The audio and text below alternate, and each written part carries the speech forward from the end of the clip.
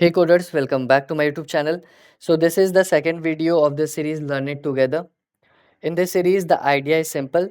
I'll pick a technical topic, deep dive into it, and then break it down in a clear and precise way for you. So in this video, we'll be covering all the important concepts of system design. So let's dive in. Now, first of all, let's understand why we need to study system design. Right. So in your college, you might have built a simple project in which you are having a backend application. So this is your backend application database. So this is your database. And when a client can be a browser of your PC or machine or any other application. When it sends a request to your backend application, it does some sort of calculation, then it performs the correct operation in the database, and then it returns a response to the client. Right. So this is a simple architecture. This is a simple architecture. So for few users, this will work fine. But in the real world, when you have the actual users in millions or billions, then this simple architecture doesn't work. Right इसको example से समझते हैं so you are having a mobile phone with a less CPU capacity and less RAM. So when you run one or two application, then it will work fine. But when you start running multiple application concurrently or you start playing heavy games, then your mobile will start to hang. So similar thing happens with this system. So when there are few users, then it will work fine. But when your user grows, right, when many people start using your application, then this simple architecture will fail. So it will start facing issues like slow response time, or it might crash due to heavy traffic or data loss if the database fails. So this is where system design comes into picture. So it will help you to build a robust and scalable architecture, and it addresses all these issues without hampering the performance. Right. So we have seen why we need system design. Now let's move to another topic, that is server. Okay. Server. All right. तो server क्या होता है? Any physical machine in which your application code is running. Simple. So if you are having your mobile phone or you are having your PC in which you are running your application, then this is your server. Simple. All right. Now we will see what is IP address and what is port. IP address. Okay.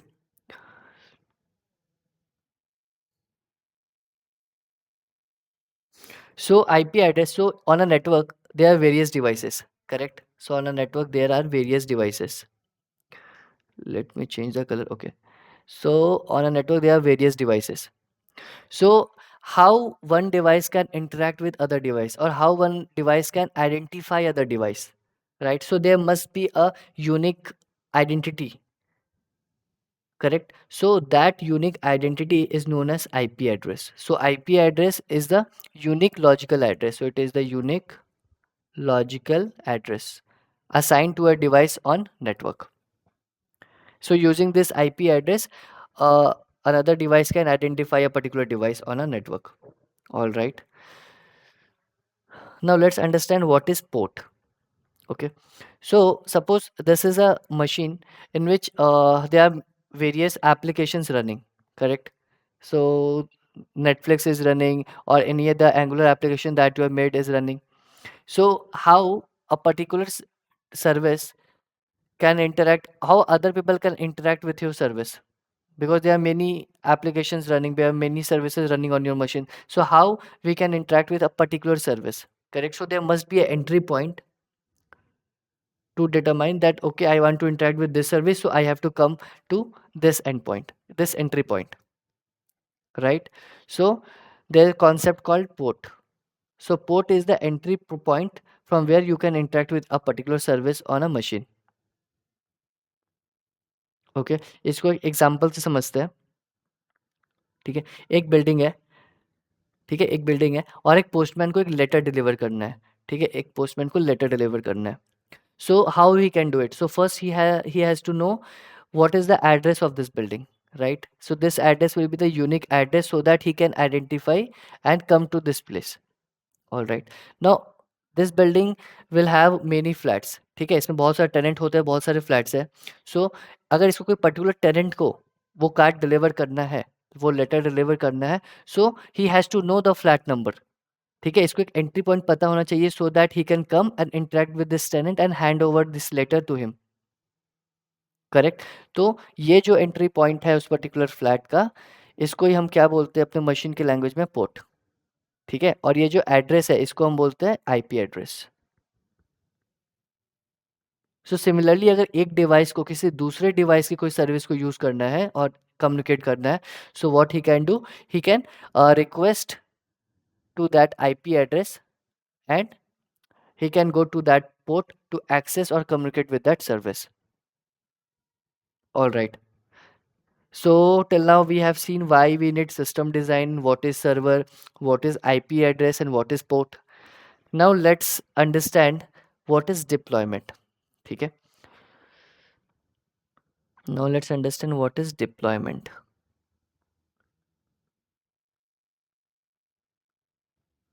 Okay. तो अभी तुमने क्या किया? अभी तुमने एक angular application बनाया. ठीक है, एंगुलर या फिर नोड जेएस एप्लीकेशन बनाया. So this is your Angular or Node JS application and it is running on your machine. So this is running on your machine. Now what you want to do, you want to expose your application to the internet. You want to expose this to the internet so that other people can use your application. Correct. So if any other people want to use your application, then he needs to know the IP address of your machine. Correct. So what you have to do, so if you want to expose it to the internet, then what you have to do, you have to buy a public IP address. You have to buy a public IP address and you have to assign it to this device. You have to assign it to this device. Now other people can use this IP address to send request to this machine. Now as we discussed, your application is running at a particular port, right? So this machine has to request on this particular port to interact or communicate with the service. So what he will do, he will have to send request to this and point. ठीक है, यहाँ पर तुम्हारा IP address आएगा, IP address of your machine and the port number 8080. ठीक है,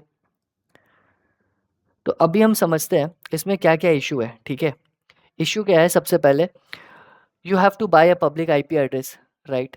then you have to maintain this server, right? You have to keep monitoring the traffic and based on that you have to uh, do some operation, or you have to increase the RAM, or you have to see how many traffics are coming and you have to maintain this machine, right? So this is quite tedious task for us to maintain a server. So what we generally do, we rent virtual machines, right? So there are many cloud providers, like AWS. तो वो क्या करते हैं, वो हमें एक virtual machine rent पे देते हैं.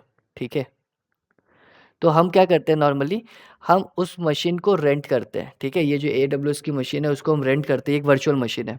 और जो भी एप्लीकेशन का कोड है जो हमारे मशीन में प्रेजेंट है, हम क्या करते हैं उसको उस वर्चुअल मशीन पे उसको डाल देते हैं. ठीक है, तो जो भी एप्लीकेशन कोड अपने लोकल मशीन पे था उस एप्लीकेशन कोड को अभी हम ये वर्चुअल मशीन पे डाल देते हैं. ठीक है, सो दिस ये जो प्रोसेस है, ठीक है, ये प्रोसेस है जहाँ पर हम अपने एप्लीकेशन कोड को एक जो कि अपने लोकल मशीन पे है उसको एक क्लाउड प्रोवाइडर के वर्चुअल मशीन पे इंसर्ट करते हैं. उसको ही हम क्या बोलते हैं? डिप्लॉयमेंट बोलते हैं. ठीक है, so deployment is nothing but putting your application code from your local machine to a virtual machine provided by the cloud providers.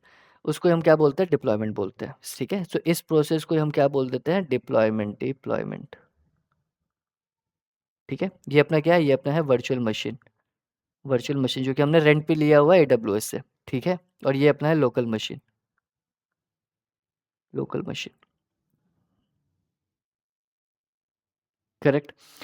अभी हम एक चीज समझते हैं कि what happens when you hit a URL. ठीक है, सपोज तुमने ऐसा कुछ भी ऐसा ऐसे यूआरएल अगर हिट करते हैं, ठीक है, xyz.com, ठीक है, xyz.com, xyz.com। तो इस सबसे पहले क्या होता है, देखो, हमें क्या पता है कि हमें अगर किसी कोई सर्विस को यूज़ करना है, ठीक है, तो हमें क्या करना पड़ेगा, पहले उसका आईपी एड्रेस पता होना चाहिए, ठीक है। तो सपोज ये एक मशीन है, ठीक है, इस मशीन पे एक एप्लीकेशन रन हो रहा है, ये एप्लीकेशन रन हो रहा है, ठीक है। इसकी कुछ आईपी एड्रेस होगी, इसकी कुछ आईपी एड्रेस सपोज कुछ ऐसा है, 21.5, ठीक है, 0.5, कुछ ऐसा आईपी एड्रेस इसका। So we have to make a request to this IP address, और ये सपोज पर्टिकुलर एक पोर्ट पे रन हो रहा है, तो एचटीटीपीएस का जो डिफ़ॉल्ट पोर्ट होता है वो होता है 443। सपोज ये 443 पे ये सर्विस, ठीक है, एक्सपोज्ड है, और ये इसका आईपी एड्रेस है। So what we have to do, we have to make request to this IP address, but it is very difficult for a human to remember this IP address, correct. तो हम क्या करते हैं generally, हम क्या करते हैं, डोमेन नेम बाई करते हैं, एक डोमेन नेम बाई करते हैं, और उस इस आईपी एड्रेस को पॉइंट कराते हैं, ठीक है। तो ये जो xyz.com है, ये क्या है, ये है डोमेन नेम, ठीक है, ये क्या है, domain name. Now it is easy for a human to remember, domain name easy होता है रिमेंबर करने के लिए। तो अब हम क्या करते हैं, जब हम ये रिक्वेस्ट करते हैं सबसे पहले, तो सबसे पहले क्या होता है उसका, सबसे पहले क्या होता होगा उसका, डीएनएस रिजोल्यूशन होता है। डीएनएस रिजोल्यूशन मतलब क्या, कि ये जो डोमेन नेम है, पहले डोमेन नेम कन्वर्ट होता है आईपी एड्रेस में, ठीक है, डोमेन नेम कन्वर्ट होगा आईपी एड्रेस में, क्योंकि हमें क्या करना है, उस आईपी एड्रेस को रिक्वेस्ट करना होगा, तो डोमेन नेम पहले आईपी एड्रेस में कन्वर्ट होता है, ठीक है। उसके बाद क्या होता है, वो जो रिक्वेस्ट है, वो रिक्वेस्ट क्या करता है, उस आईपी एड्रेस पे जाता है, उस पर्टिकुलर पोर्ट पे जाता है। सो बाय डिफॉल्ट एचटीटीपीएस है तो 443, अगर कोई और पोर्ट होता तो हम पोर्ट मेंशन करना पड़ता है कि 8080 है, अगर ये 8080 पे रन होता तो, ठीक है। So this way we can request a particular service, और this happen when you hit a URL, ठीक है। इंटरनली वो डीएनएस रिजोल्यूशन होता है, उसके बाद हैंड शेकिंग वगैरह होता है, तो उस पर अभी नहीं जाते हैं। सो अभी नॉर्मली क्या है, डीएनएस रिजोल्यूशन होता है जिसमें डोमेन नेम कन्वर्ट होता है आईपी एड्रेस में, because we need IP address to interact with a service hosted on this server, ठीक है। All right, so now we have understood what is deployment. All right, now let's understand what is latency and what is throughput. So our next topic is latency and throughput. Latency and throughput. Latency and throughput, ठीक है। सो कोई भी एक client है, एक कोई भी client है, जब वो सर्वर को रिक्वेस्ट भेजता है, so this is your server, ठीक है, ये जब सर्वर को रिक्वेस्ट भेजता है तो इसको कुछ रिस्पॉन्स मिलता है, ठीक है। तो ये जो रिस्पॉन्स है, वो रिस्पॉन्स में कितना टाइम लगा, उसको ही हम बोलते हैं लेटेंसी, ठीक है। तो अगर कोई वेबसाइट अगर फास्ट लोड होता है, वेबसाइट अगर फास्ट लोड होता है, तो हम क्या बोल सकते हैं, उसका लेटेंसी क्या है, कम है, लो लेटेंसी है, मतलब जो रिस्पॉन्स आने में टाइम लग रहा है वो कम है, सो लो लेटेंसी, ठीक है। अगर कोई वेबसाइट अगर स्लो लोड होता है, दैट मीन उसका लेटेंसी ज़्यादा है, ठीक है, सर्वर से जो रिस्पॉन्स आने में जो टाइम लग रहा है वो बहुत ज़्यादा है, सो उसका लेटेंसी ज़्यादा है। All right, so this is latency, इसको हम लेटेंसी बोलते हैं, ठीक है। थ्रूपुट क्या होता है, सो अभी हम समझते हैं थ्रूपुट क्या होता है, ठीक है। थ्रूपुट, थ्रूपुट क्या होता है, ठीक है। तो एक सर्वर, ठीक है, एक सर्वर एक सेकंड में कितने रिक्वेस्ट को सर्व कर सकता है, ठीक है, कितने रिक्वेस्ट को सर्व कर सकता है, उसको हम बोलते हैं थ्रूपुट, ठीक है। सपोज ये सर्वर है, ये एक सेकंड में 5 रिक्वेस्ट सर्व कर सकता है, तो इसका थ्रूपुट क्या हुआ, 5, राइट। सो हम क्या कोशिश करते हैं, हम कोशिश करते हैं कि we should build a system जिसका थ्रूपुट क्या हो, हाई हो, जिसका थ्रूपुट हाई हो, वो ज़्यादा से ज़्यादा रिक्वेस्ट को, ठीक है, ज़्यादा से ज़्यादा रिक्वेस्ट को concurrently eight a time handle कर पाए। ठीक है, सो थ्रूपुट हम क्या करते हैं, हाई करते हैं। So throughput is nothing but the number of request that can be served concurrently at any particular time. ठीक है, तो ये हाई होना चाहिए। और लेटेंसी क्या होना चाहिए, लेटेंसी लो होना चाहिए। तो हम ऐसा सिस्टम बनाते हैं जिसका थ्रूपुट हाई हो और लेटेंसी लो हो। अब हम समझते हैं स्केलिंग क्या होता है। ठीक है, अभी हम समझते हैं स्केलिंग क्या होता है। All right, scaling. ठीक है, तो पहले हमने देखा था कि we have created one application and it is running on our local machine. So if you want to expose this application to internet and allow other people to use your application, then what we have to do, we have to buy a public IP address, and we have to take a burden of maintaining a server, right? Maintaining a server. All right. तो इससे बचने के लिए हम क्या कर सकते हैं? ठीक है, हम एक EC2 इंस्टेंस, ठीक है, एक वर्चुअल मशीन रेंट ले सकते हैं। किससे? क्लाउड प्रोवाइडर से, फॉर एग्जांपल AWS। तो हमने क्या किया, AWS से एक वर्चुअल मशीन रेंट लिया। ठीक है, और ये जो एप्लीकेशन कोड है, इस एप्लीकेशन कोड को अपने लोकल मशीन से उसको यहाँ पर पेस्ट कर दिया, इंसर्ट कर दिया। ठीक है, तो ये अभी अपना जो एप्लीकेशन का कोड है वो अभी इस AWS EC2 इंस्टेंस के ऊपर है, करेक्ट? तो इसको हम क्या बोलते हैं, डिप्लॉयमेंट बोलते हैं। तो अभी जो अपना कोड है वो इस EC2 इंस्टेंस के ऊपर चल रहा है। ठीक है, तो अभी हमने एक चीज़ और देखा था कि suppose if you are having a mobile phone जिसका CPU और रैम कम है, ठीक है, तो इन दैट केस क्या होता है, if you're running one application or two application, it will work fine. But if you are running multiple application concurrently, and suppose if you start playing heavy games, then your mobile will start to hang. तो similarly इस EC2 instance के साथ भी ऐसा ही होता है। ठीक है, इस EC2 इंस्टेंस का सपोज जो CPU और रैम कैपेसिटी है उसके अकॉर्डिंग ये 5 रिक्वेस्ट एट ए टाइम सर्व कर सकता है। ठीक है, but what happens when more people start using your application. ठीक है, 5 की जगह पे 10 रिक्वेस्ट इसके पास आने लगे तो it will start to hang, right? ये मशीन चॉक हो जाएगा। तो उससे बचने के लिए हम क्या करते हैं, हमारे पास 2 तरीका होता है। ठीक है, so there are 2 ways, there are 2 ways. ठीक है, पहला तरीका क्या है, पहला तरीका है कि हम उस मशीन का CPU और रैम इंक्रीज करते हैं। ठीक है, CPU और रैम इंक्रीज करते हैं। ठीक है, तो अभी सर्टेन कैपेसिटी होगा मशीन का। ठीक है, एक रैम होगा कुछ, हम क्या करते हैं उस पे रैम और CPU ऐड करते हैं। ठीक है, 10 रिक्वेस्ट आ रही है तो CPU और रैम इंक्रीज कर दिए। ठीक है, सपोज 100 आया तो हमने क्या किया, फिर से CPU और रैम उसका इंक्रीज कर दिया। ठीक है, तो इसको हम बोलते हैं वर्टिकल स्केलिंग, वर्टिकल स्केलिंग। ठीक है, सेकंड, दूसरा क्या होता है, दूसरा क्या तरीका है कि अभी क्या है, मेरा कोड एक मशीन पे चल रहा है। ठीक है, हमने क्या किया, फिर से एक और मशीन रेंट पे लिया और उस पे भी अपना एप्लीकेशन का कोड रन कर दिया। सो नाउ अभी अगर 10 रिक्वेस्ट आता है तो क्या होगा, लोड 5 और 5 रिक्वेस्ट में डिस्ट्रीब्यूट हो जाएगा, 5 और 5 लोड में डिस्ट्रीब्यूट हो जाएगा। ठीक है, तो ये एक तरीका है।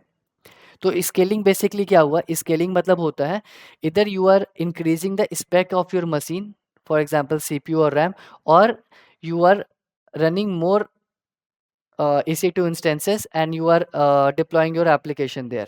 ठीक है, so now the loads will be distributed among all the EC2 instances. ठीक है, तो इसको हम बोलते हैं हॉरिजॉन्टल स्केलिंग, हॉरिजॉन्टल स्केलिंग। ठीक है, तो अभी जो वर्टिकल स्केलिंग है, vertical scaling is not possible beyond a point, right? We can't infinitely increase the spec of machine, it will hit a bottleneck, right? Beyond that we can't increase the specs. तो solution क्या है कि हम we add more machines and distribute the incoming load, तो इसको हम क्या बोलते हैं, horizontal scaling। ठीक है, तो अभी इसको समझते हैं, अब हम बात करते हैं हॉरिजॉन्टल स्केलिंग को समझते हैं अच्छे से। ठीक है, क्योंकि वर्टिकल स्केलिंग जो होता है उसका एक बॉटलनेक होता है। ठीक है, we can infinitely increase the RAM and CPU of a machine, इसका भी कुछ लिमिटेशन होता है।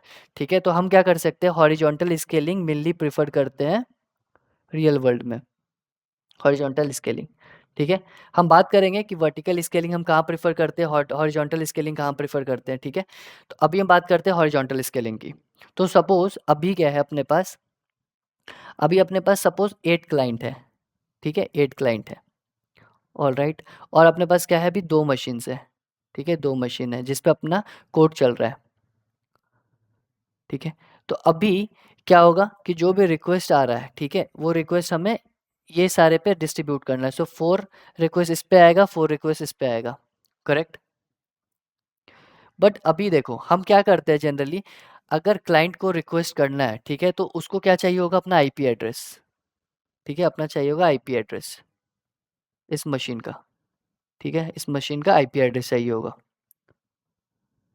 ठीक है, so we can't give to we can't give IP address of all the machines. ठीक है, हम उसको सारे मशीन का आईपी एड्रेस नहीं दे सकते क्योंकि क्लाइंट उतना स्मार्ट नहीं होता है। We can't give them 2 different IP address and let them decide what machine to hit, because they don't know about our system, right. तो हम क्या करते हैं इसके लिए, हम क्या करते हैं, एक बीच में एक और सिस्टम लाते हैं जिसको हम बोलते हैं लोड बैलेंसर।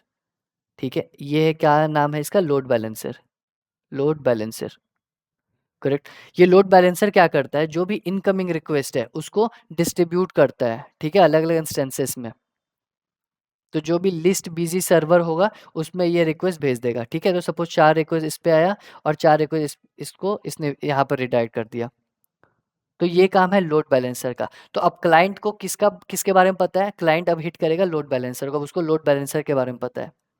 ठीक है, अपने कितने सारे मशीन्स हैं, कहाँ एप्लीकेशन रन हो रहा है, अपने सिस्टम के बारे में उसको कुछ नहीं पता है, उसको पता है लोड बैलेंसर के बारे में। तो जो भी रिक्वेस्ट है वो लोड बैलेंसर को करेगा and then load balancer will redistribute the load among the least busy servers.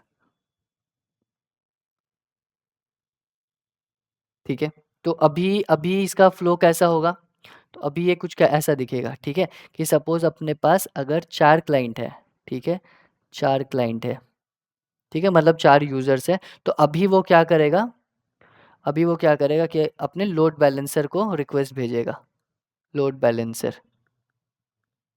ठीक है, फिर ये लोड बैलेंसर क्या करेगा, it will take the incoming traffic and transfer it to the least busy server. तो अगर अपने पास अभी 3 इंस्टेंस है, 3 मशीन है, तो ये तीनों मशीन में ऐसे जो लिस्ट बिजी होगा उसमें वो डिस्ट्रीब्यूट कर देगा। ठीक है, तो ये हुआ स्केलिंग का कॉन्सेप्ट। स्केलिंग मतलब क्या हुआ, वी आर इधर increasing the spec of a machine, that means we are increasing the CPU or RAM of a machine, or we are running more machines onto which we are running our application, right. We are adding more machine and distributing the incoming load, उसको हम क्या बोलते हैं, horizontal scaling, correct. तो अभी हमने देखा कि क्या वर्टिकल स्केलिंग क्या होता है और हॉरिजॉन्टल स्केलिंग क्या होता है। ठीक है, तो ये भी हो गया। अब हम समझते हैं ऑटो स्केलिंग क्या होता है। ठीक है, अब हम समझते हैं ऑटो स्केलिंग क्या होता है। ऑटो स्केलिंग, ऑटो स्केलिंग, ठीक है। अभी समझते हैं कि हमने क्या किया, कि अभी एक सर्वर है, ठीक है, ये EC2 मशीन है, हमने इस पे अपना एक कोड डाला। ठीक है, अपना एप्लीकेशन का जो कोड है वो रन हो रहा है। ऑल राइट, अभी क्या हुआ कि इस पे अभी सपोज 3 रिक्वेस्ट आ रहा है। ठीक है, एट अ टाइम 3 रिक्वेस्ट आते हैं, तो ये सही से हैंडल कर रहा है। ठीक है, फिर क्या हुआ, हमने क्या देखा कि इसके पास अचानक से 5 रिक्वेस्ट आने लगा। ठीक है, इसके बाद अचानक से 5 रिक्वेस्ट आने लगा। तो अभी what we did, we thought of increasing the machine. ठीक है, तो हमने क्या किया, एक और मशीन लिया और उस पे अपना एप्लीकेशन डिप्लॉय कर दिया। ठीक है, तो ये क्या हुआ, अभी डिस्ट्रीब्यूट हो गया। ठीक है, 3 लोड इधर जा रहा है, 2 लोड इधर आ रहा है, तो ये भी क्या हो गया, ट्रैफिक डिस्ट्रीब्यूट हो गया। तो ये भी सही से हैंडल हो गया। ठीक है, तो अभी सपोज सपोज कि ये जो एक EC2 इंस्टेंस है, ठीक है, एक EC2 इंस्टेंस है, वो 100 रिक्वेस्ट सर्व कर सकता है एट अ टाइम। ठीक है, अब सपोज 1000 रिक्वेस्ट आने लगा एक बार में। ठीक है, 1000 रिक्वेस्ट आने लगा, तो फिर हमें क्या करना पड़ेगा। ठीक है, फिर हमें क्या करना पड़ेगा, ऐसे ऐसे 10 इंस्टेंसेस को डिप्लॉय करना पड़ेगा। ठीक है, ऐसे ऐसे 10 इंस्टेंसेस को डिप्लॉय करना पड़ेगा eight a time, 10 instances run करने पड़ेंगे। ऑल राइट, ठीक है? तो अभी क्या हुआ कि किसी दिन, ठीक है, 1000 यूज़र्स आ रहे हैं हमारे वेबसाइट पे, तो उसके लिए हमने क्या किया कि 10 मशीन्स रन कर दिए, ठीक है? कभी-कभी क्या हो रहा है कि सिर्फ़ 200 रिक्वेस्ट ही आ रहे हैं, जिसको सर्व करने के लिए 2 मशीन काफ़ी है, ठीक है? तो हमारे पास क्या तरीका है कि हम क्या कर सकते हैं कि अ ये मतलब सारे रिक्वेस्ट को सर्व करने के लिए हम क्या करेंगे, maximum number of instances run कर सकते हैं, ठीक है? कि किसी दिन यार 10 रिक्वेस्ट ही आ रहा है, किसी दिन 100 रिक्वेस्ट आ रहा है, किसी दिन 1000 रिक्वेस्ट आ रहा है, ठीक है? तो किसी दिन हमें सिर्फ 2 ही इंस्टेंस की ज़रूरत है, किसी दिन 10 इंस्टेंस की ज़रूरत होती है, ठीक है? तो हमने क्या किया कि हमने मैक्सिमम जो अपना मशीन हो सकता है, हमने मैक्सिमम ऐसे 10 मशीन चला के छोड़ दिया कि हमें पता है कि इतने यूज़र्स आते हैं, तो हमने 10 इंस्टेंसेस को चला के छोड़ दिया, ठीक है? लेकिन अब जिस दिन 200 रिक्वेस्ट ही आ रहा है, 200 यूज़र ही रिक्वेस्ट कर रहा है, ठीक है? 200 रिक्वेस्ट ही आ रहा है, जिसको सर्व करने के लिए 2 मशीन इनफ है। तो हम क्या करें, बाकियों में क्या करें, पैसा बर्बाद कर रहे हैं, ठीक है? क्योंकि ये EC2 क्या हो रहा है, ये जो मशीन है वो रन हो रहा है। तो बाकियों के लिए हम क्या कर रहे हैं, we are wasting our money, ठीक है? तो अगर हमारे पास कोई ऐसा मैकेनिज़्म हो, हमारे पास कुछ ऐसा मैकेनिज़्म हो जिससे हम क्या कर सकें कि हम जैसे ही देख रहे हैं कि ओके ये जो मशीन है, ठीक है? इसमें सपोज़ अभी 3 रिक्वेस्ट आ रहा है, तो इसका अभी सीपीयू मतलब जो सीपीयू का जो रेशियो है, सीपीयू का जो ग्राफ है वो सही है, ठीक है? लेकिन जैसे रिक्वेस्ट बढ़ रहा है, ठीक है? सीपीयू जैसे 90% हो रहा है, हम क्या करेंगे कि जैसे 90% हुआ, एक और EC2 इंस्टेंस ऑटोमैटिकली ये अप हो जाए, ठीक है? Without manual intervention, correct? जैसे ही फिर से ये वापस से 30% पे आए सीपीयू, वैसे ही ये वापस से डिस्ट्रॉय हो जाए, फिर एक ही इंस्टेंस रन हो, ठीक है? तो इसको हम क्या बोलते हैं, इसको हम बोलते हैं ऑटो स्केलिंग। मतलब we are increasing we are increasing our servers based on the traffic, ठीक है? We are dynamically increasing our server, we are dynamically changing the number of server based on the traffic. उसको हम क्या बोलते हैं, उसको हम बोलते हैं auto scaling, without manual intervention, right? ये ऑटोमेटिक होगा। ऑलराइट, ठीक है? तो इसको हम बोलते हैं ऑटो स्केलिंग, ठीक है? इसको हम बोलते हैं ऑटो स्केलिंग, ठीक है? एक बार क्विकली देख लेते हैं जल्दी-जल्दी क्या है। तो सर्वर क्या होता है? सर्वर क्या होता है कि कोई भी ऐसा फिजिकल मशीन जिस पे अपना एप्लीकेशन का कोड चल रहा है, उसको हम बोलते हैं सर्वर, ठीक है? आईपी एड्रेस क्या होता है? IP address is like a unique logical address of a device on a network. इससे क्या होगा कि कोई भी एक डिवाइस दूसरे डिवाइस को आइडेंटिफ़ाई कर सकता है, ठीक है? उससे वो कम्युनिकेट कर सकता है। पोर्ट क्या होता है? तो कोई भी एक EC2 इंस्टेंस है, उसपे बहुत सारे सर्विसेज़ रन हो रही है, ठीक है? तो कोई पर्टिकुलर सर्विस से इंटरैक्ट करना हो, तो उसके लिए एक एंट्री पॉइंट होता है जिसको हम बोलते हैं पोर्ट, ओके? डिप्लॉयमेंट क्या होता है? सो डिप्लॉयमेंट क्या होता है कि जो भी अपना लोकल मशीन पे जो कोड है, ठीक है? उसको हम क्या करते हैं, उसको एक जो क्लाउड प्रोवाइडर से जो हमें रेंट पे हम मशीन लेते हैं, जिसको हम वर्चुअल मशीन बोलते हैं, उस पे अपना कोड को चलाना, ठीक है? हमने क्या किया, जो अपना एप्लीकेशन कोड जो भी लोकल मशीन पे था सिर्फ़, उसको क्या किया, उस पे इंसर्ट कर दिया, ठीक है? जो भी अपना वर्चुअल मशीन है, उसको हम क्या बोलते हैं, डिप्लॉयमेंट बोलते हैं। ऑलराइट। लेटेंसी क्या होता है? सो लेटेंसी क्या होता है कि जब भी हम रिक्वेस्ट करते हैं, तो ठीक है, सर्वर जो टाइम लेता है और रिस्पॉन्स बैक करता है, तो जो रिस्पॉन्स आने में कितना टाइम लगा, हम उसको बोलते हैं लेटेंसी। तो जो वेबसाइट जल्दी लोड होता है, उसका लेटेंसी कम होगा, ठीक है? जो वेबसाइट स्लो है, उसका लेटेंसी ज़्यादा होता है, ठीक है? थ्रूपुट क्या होता है? थ्रूपुट मतलब हुआ कि कितने number of request at a time serve कर सकता है सर्वर, ठीक है? उसको हम बोलते हैं थ्रूपुट होता है। तो हम ऐसा सिस्टम बनाते हैं जिसका लेटेंसी कम हो और थ्रूपुट ज़्यादा हो। ऑलराइट। स्केलिंग क्या होता है? तो स्केलिंग का क्यों करते हैं हम? क्योंकि एक मशीन का एक कैपेसिटी होता है, ठीक है? कि इतने ही रिक्वेस्ट ये एट अ टाइम सर्व कर सकता है। अगर ज़्यादा ट्रैफिक बढ़ने लगे तो हमें क्या करना पड़ता है? या तो हम उस मशीन का सीपीयू या रैम इंक्रीज़ कर सकते हैं, या फिर दूसरा तरीका क्या है कि ज़्यादा नंबर ऑफ मशीन्स रन करके उस पे अपना एप्लीकेशन का कोड डिप्लॉय कर सकते हैं। तो और लोड क्या होगा, डिस्ट्रीब्यूट हो जाएगा। तो ये 2 तरीका है जिसको हम बोलते हैं, तो जिसमें हम स्पेक्स बढ़ाते हैं उसको हम क्या बोलते हैं, वर्टिकल स्केलिंग, राइट? और जिसमें हम मोर नंबर ऑफ मशीन्स डिप्लॉय करते हैं उसको हम बोलते हैं हॉरिजॉन्टल स्केलिंग, करेक्ट? ठीक है, तो अभी हमने यहाँ तक देख लिया,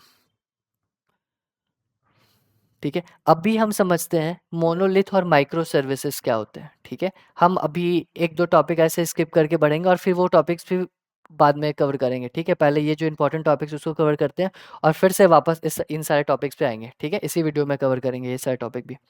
ऑलराइट, तो अभी हम बात करते हैं मोनोलिथ और माइक्रो सर्विसेज में क्या डिफरेंस होता है। ठीक है, let's go. Now we will discuss what is monolithic and what is micro service architecture, right? So now let's understand monolithic and microservice.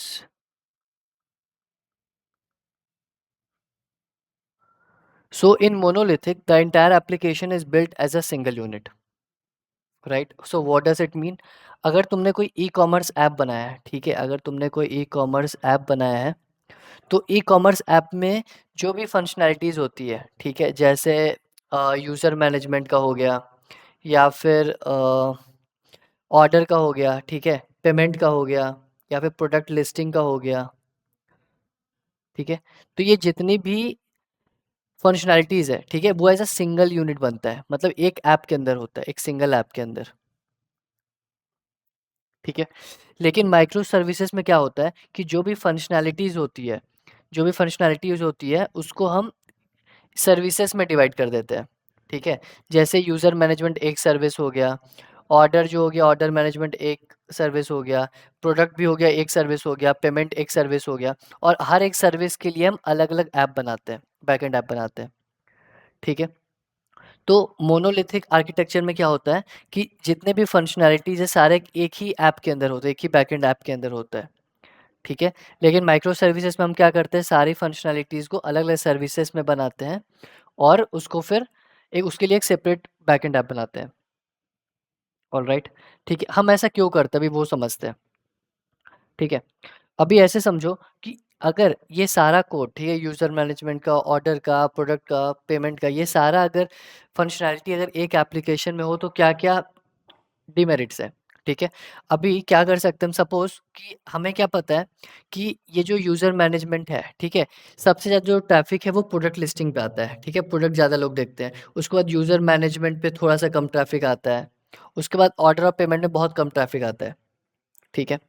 तो अभी क्या है, अगर मुझे स्केल करना होगा, ठीक है, तो सिंस ये वन एक सिंगल ऐप है, तो मुझे सारे मतलब ये पूरे ऐप को स्केल करना होगा, ठीक है, जबकि उसको रिक्वायरमेंट नहीं है।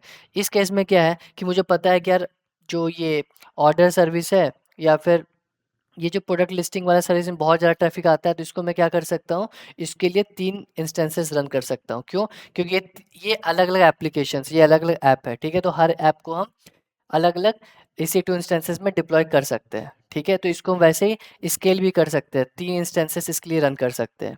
सेम मुझे क्या पता है कि जो यूज़र मैनेजमेंट है, उसमें थोड़ा-सा कम ट्रैफ़िक आता है, तो मैं इसको 2 इंस्टेंसेस पे रन कर सकता हूँ, ठीक है? इसको एक सिंगल मशीन पे ही रन कर सकता हूँ, इसको भी एक सिंगल मशीन पे रन कर सकता हूँ, ठीक है? तो पहला फ़ायदा क्या है कि हम क्या कर सकते हैं कि बेस्ड ऑन द ट्रैफ़िक हम अलग-अलग सर्विसेज़ को अलग-अलग तरीके से स्केल कर सकते हैं।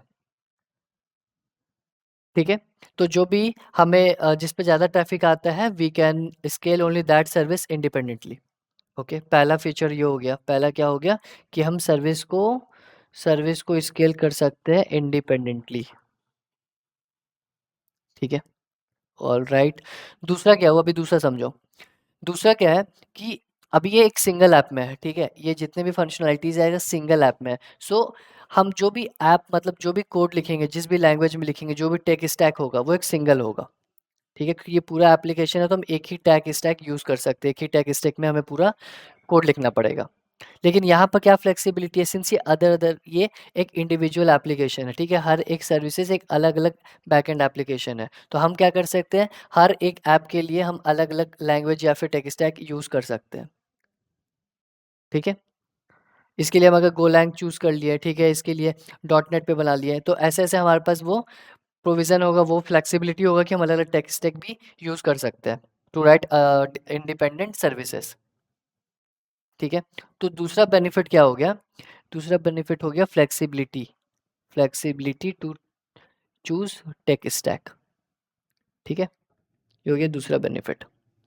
अभी एक चीज़ और क्या है, अभी सपोज़ कि ये एक सिंगल ऐप के अंदर सारा कोड लिखा हुआ है, ठीक है।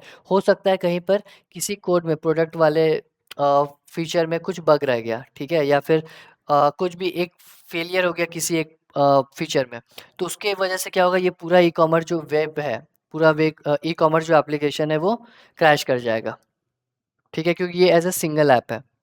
लेकिन इसमें इस कंडीशन में क्या होगा, ठीक है, ये इंडिविजुअल एप्लीकेशन इंडिविजुअल ऐप है। तो अगर सपोज ये पेमेंट वाला अगर क्रैश होता है ऐप, ठीक है, तो ये बाकी के ऐप जो है एज इट इज चलेंगे।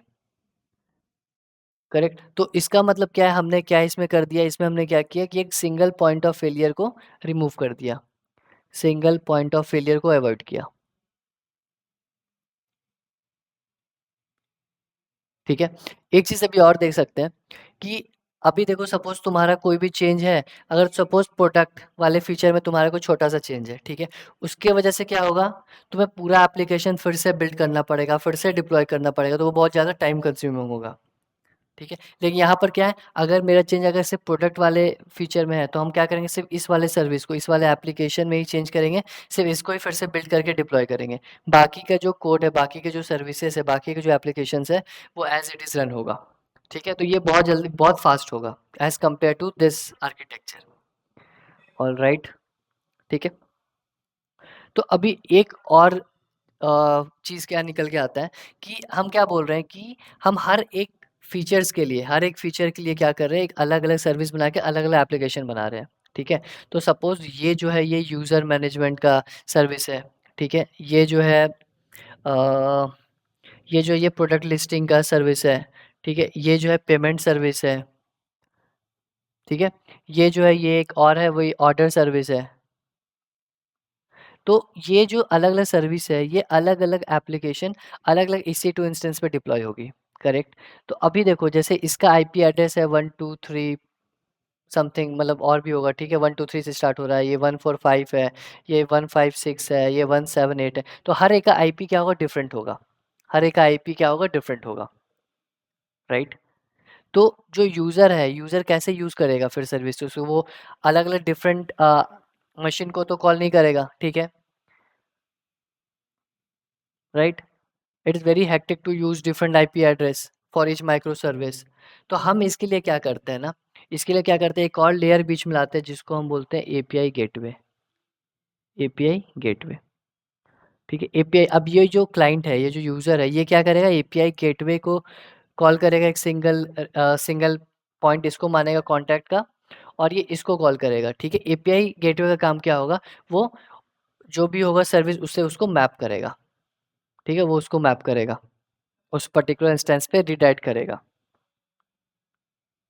ठीक है। So the client does every request in single end point of the API gateway, and it will take the incoming request and map it to the correct micro service, ठीक है। तो ये API gateway का काम है, ठीक है। अभी एक चीज़ और क्या है, अभी इसका आर्किटेक्चर थोड़ा सा, अगर सपोज जैसे अभी क्या हमने बोला कि ये क्लाइंट है, ठीक है, और यहाँ पर क्या है, यहाँ पर है एपीआई गेटवे, ठीक है। अभी सपोज यहाँ पर ऑर्डर सर्विस है, ठीक है, यहाँ पर प्रोडक्ट सर्विस है, यहाँ पर यूज़र सर्विस है, ऑलराइट। तो अभी मुझे क्या पता है कि ये जो ऑर्डर सर्विस है, ठीक है, ये जो प्रोडक्ट सर्विस है, ये जो यूज़र सर्विस है, प्रोडक्ट सर्विस जो प्रोडक्ट वाली लिस्टिंग की सर्विस है, उसमें बहुत ज़्यादा ट्रैफिक होता है। तो हम क्या कर सकते हैं, हम यहाँ पर जो एक मशीन चल रहा है, हम इसको क्या कर सकते हैं, और 2 मशीन चला सकते हैं, ठीक है। हमने पढ़ा है कि हॉरिजॉन्टल स्केलिंग क्या होता है। सेम यूज़र मैनेजमेंट, मुझे पता है कि 2 इंस्टेंस में काम चल जाएगा, तो मैंने क्या किया, 2 मशीन चलाया और 2 मशीन पे ये यूज़र सर्विस का कोड डाल दिया, ठीक है। सेम फॉर ऑर्डर सर्विस, मुझे पता है इसके लिए भी 2 चाहिए, तो 2 मशीन इसके लिए भी डिप्लॉय एक्स्ट्रा कर दिया, ठीक है। तो अभी क्या है, अभी अब फिर से क्या होगा कि ये एपीआई गेटवे जो है, ठीक है, ये किसको कॉल करेगा, सो ये कॉल करेगा लोड बैलेंसर को।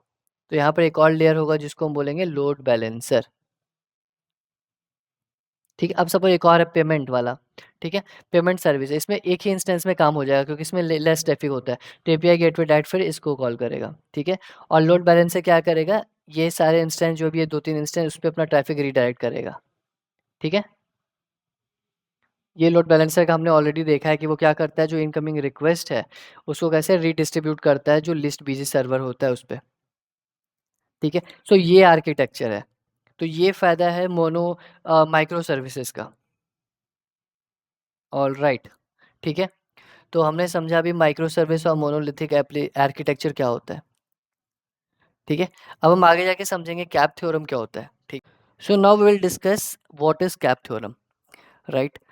So CAP theorem, this theorem states a very important trade-off while designing any system, and everything we'll discuss in the CAP theorem in terms of distributed system, right? So we'll first understand what is distributed system, ठीक है.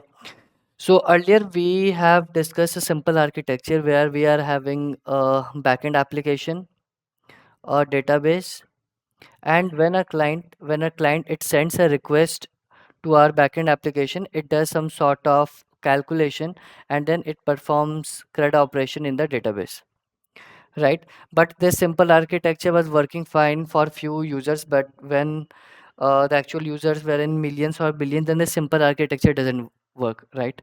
So for that, we have discussed one topic, scaling, right? So in that scaling, we have two types of scaling. We have discussed vertical scaling and horizontal scaling. So in the horizontal scaling, what we were used to do, so we were running many machines, and on that we are running our application code. So now the request can be served from any of these servers, right? तो अभी ये application को मैंने multiple servers पे deploy कर दिया, ठीक है। लेकिन ये डेटाबेस क्या है, डेटाबेस अभी भी एक सिंगल सर्वर पे है, ठीक है। सो अगर ये डेटाबेस फेल होता है तो क्या प्रॉब्लम होगा, तो हो सकता है डेटा लॉस हो, ठीक है। ये डेटा परमानेंटली लॉस हो जाए, हमें कभी मिले ही ना। सेकंड, हो सकता है कि जो भी डिपेंडेंट एप्लीकेशन जो भी इस डेटाबेस पे डिपेंड करता है वो हो सकता है क्रैश हो जाए या फिर it will not work properly, right. तो ये सारे सिनेरियो से हम बचने के लिए क्या करते हैं कि instead of deploying this database into one server, हम मल्टीपल सर्वर्स पे डेटाबेस को रखते हैं, ठीक है। मल्टीपल मल्टीपल सर्वर्स पे सेम डेटा को स्टोर करते हैं, सो दैट अगर कहीं पर भी एक डेटाबेस अगर फेल होता है, so second server can handle the request and it can serve the data, ठीक है। तो इसको हम क्या बोलते हैं, डिस्ट्रीब्यूटेड सिस्टम। तो डिस्ट्रीब्यूटेड सिस्टम मतलब क्या हो गया कि instead of keeping the data in one server, we replicate that data in multiple server, might be at different locations, ठीक है। तो इसको समझते हैं पहले, ठीक है। तो कैप थ्योरम में तीन वर्ड है, ठीक है। There are three words in the CAP. C मतलब होता है कंसिस्टेंसी, सी इज कंसिस्टेंसी, ठीक है। ए क्या होता है, ए होता है अवेलेबिलिटी, और पी क्या होता है, पी होता है पार्टीशन टॉलरेंस, पार्टीशन टॉलरेंस, ठीक है। तो सपोज अभी मेरे पास तीन सर्वर्स है, ठीक है। ये सर्वर है, टोटल तीन सर्वर है, ठीक है। ये सर्वर है मुंबई में, ये है हैदराबाद में, ठीक है। और एक ये है बैंगलोर में, राइट। इस सर्वर पे डेटा ए है, तो सेम डेटा इस सर्वर पे भी होना चाहिए, ठीक है। सेम डेटा इस सर्वर पर भी होना चाहिए। तो अगर कहीं का भी डेटा अगर फेल होता है डेटाबेस, राइट, तो बाकी दो लोकेशन से डेटा सर्व हो जाएगा। इसको हम बोलते हैं डिस्ट्रीब्यूटेड सिस्टम। तो सबसे पहले आता है कंसिस्टेंसी, ठीक है। कंसिस्टेंसी मतलब क्या हुआ कि जितने भी सर्वर से सब पे डेटा क्या होना चाहिए, सेम होना चाहिए, राइट। डेटा कंसिस्टेंट होना चाहिए, सो दैट कोई भी रिक्वेस्ट जो किसी भी सर्वर से रिक्वेस्ट अगर सर्व हो तो उसको सेम डेटा मिले, ऑलराइट। तो ये हो गया कंसिस्टेंसी, ठीक है। अवेलेबिलिटी क्या होता है, अवेलेबिलिटी मतलब system is available and always able to respond the request even if some nodes fails the system will respond, ठीक है। अगर ये वाला अगर डेटाबेस फेल होता है तो ये बी नोड और सी नोड इन दोनों से भी डेटा रिक्वेस्ट सर्व होना चाहिए, ठीक है। उसको हम बोलते हैं availability. That means the system is available and always able to respond to request even if some node fails. तो ये जो होता है डिस्ट्रीब्यूटेड सिस्टम में हर एक सर्वर को हम क्या बोलते हैं, नोड बोलते हैं। सो इसको मान लेते हैं नोड ए है, ये क्या है, ये नोड बी है, ये नोड सी है, राइट। तो ये हो गया अवेलेबिलिटी। कंसिस्टेंसी मतलब क्या कि तीनों सर्वर पे, तीनों नोड पे सेम डेटा होना चाहिए। अवेलेबिलिटी मतलब कोई भी एक नोड अगर फेल होता है तो बाकी जो हेल्दी नोड्स है उससे डेटा सर्व होना चाहिए, उससे रिक्वेस्ट सर्व होना चाहिए, ठीक है। पार्टीशन टॉलरेंस मतलब क्या हुआ कि system continues to operate even if there is a communication breakdown or network partition between different nodes, ठीक है।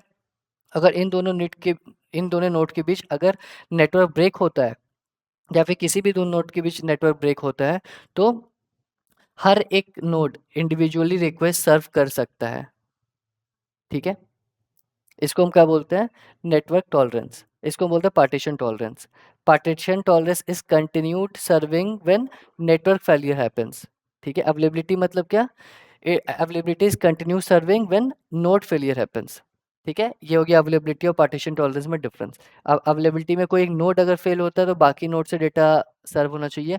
पार्टीशन टॉलरेंस में क्या होता है, अगर कोई दो नोड के बीच में भी अगर नेटवर्क ब्रेकडाउन होता है तो वो इंडिविजुअली रिक्वेस्ट सर्व करना चाहिए। ऑल राइट, तो हम समझ गए कंसिस्टेंसी क्या होता है, अवेलेबिलिटी क्या होता है और पार्टीशन टॉलरेंस क्या होता है कैप में, ठीक है। अभी हम समझते हैं कैप थ्योरम क्या होता है। कैप थ्योरम,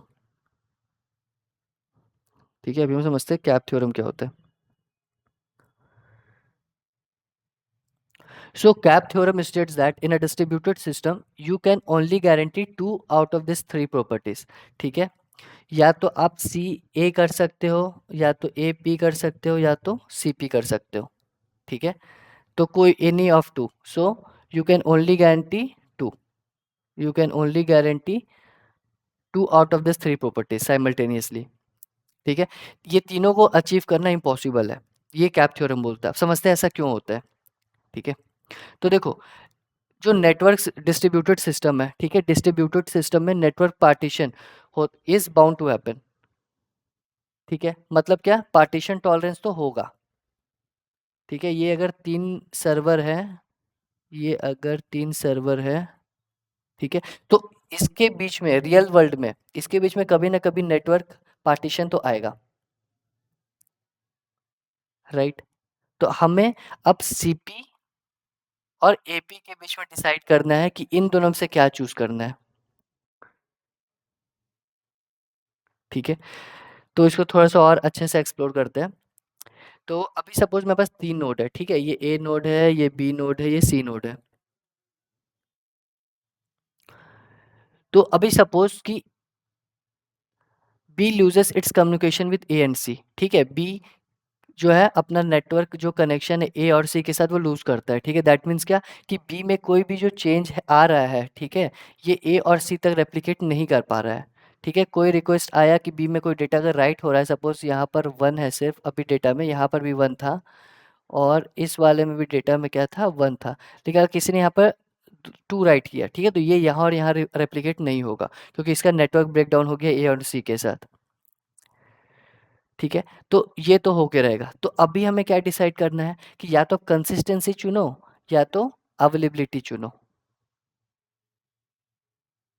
ठीक है। अगर आप अवेलेबिलिटी चुनते हो, इसका मतलब क्या है कि अगर बी में कुछ और डेटा है, ठीक है, ए में भी कुछ डेटा अलग है, सी में भी कुछ डेटा अलग है, सो अवेलेबिलिटी हो, ठीक है। अगर रिक्वेस्ट कोई भी सर्वर के पास जाए तो वो रिक्वेस्ट सर्व करे, ठीक है, इवन इफ वो आउटडेटेड डेटा हो, क्योंकि इन लोगों के बीच क्या है, अभी इन लोगों के बीच अभी नेटवर्क पार्टीशन है, ठीक है। मतलब सेम डेटा अभी नहीं होगा तीनों की तरफ। तो हम क्या करें, अगर हम अवेलेबिलिटी को अगर प्रायोरिटी देते हैं, अवेलेबिलिटी को, ठीक है, तो हम क्या करेंगे, हम हो सकता है कि आउटडेटेड डेटा भी सर्व करें।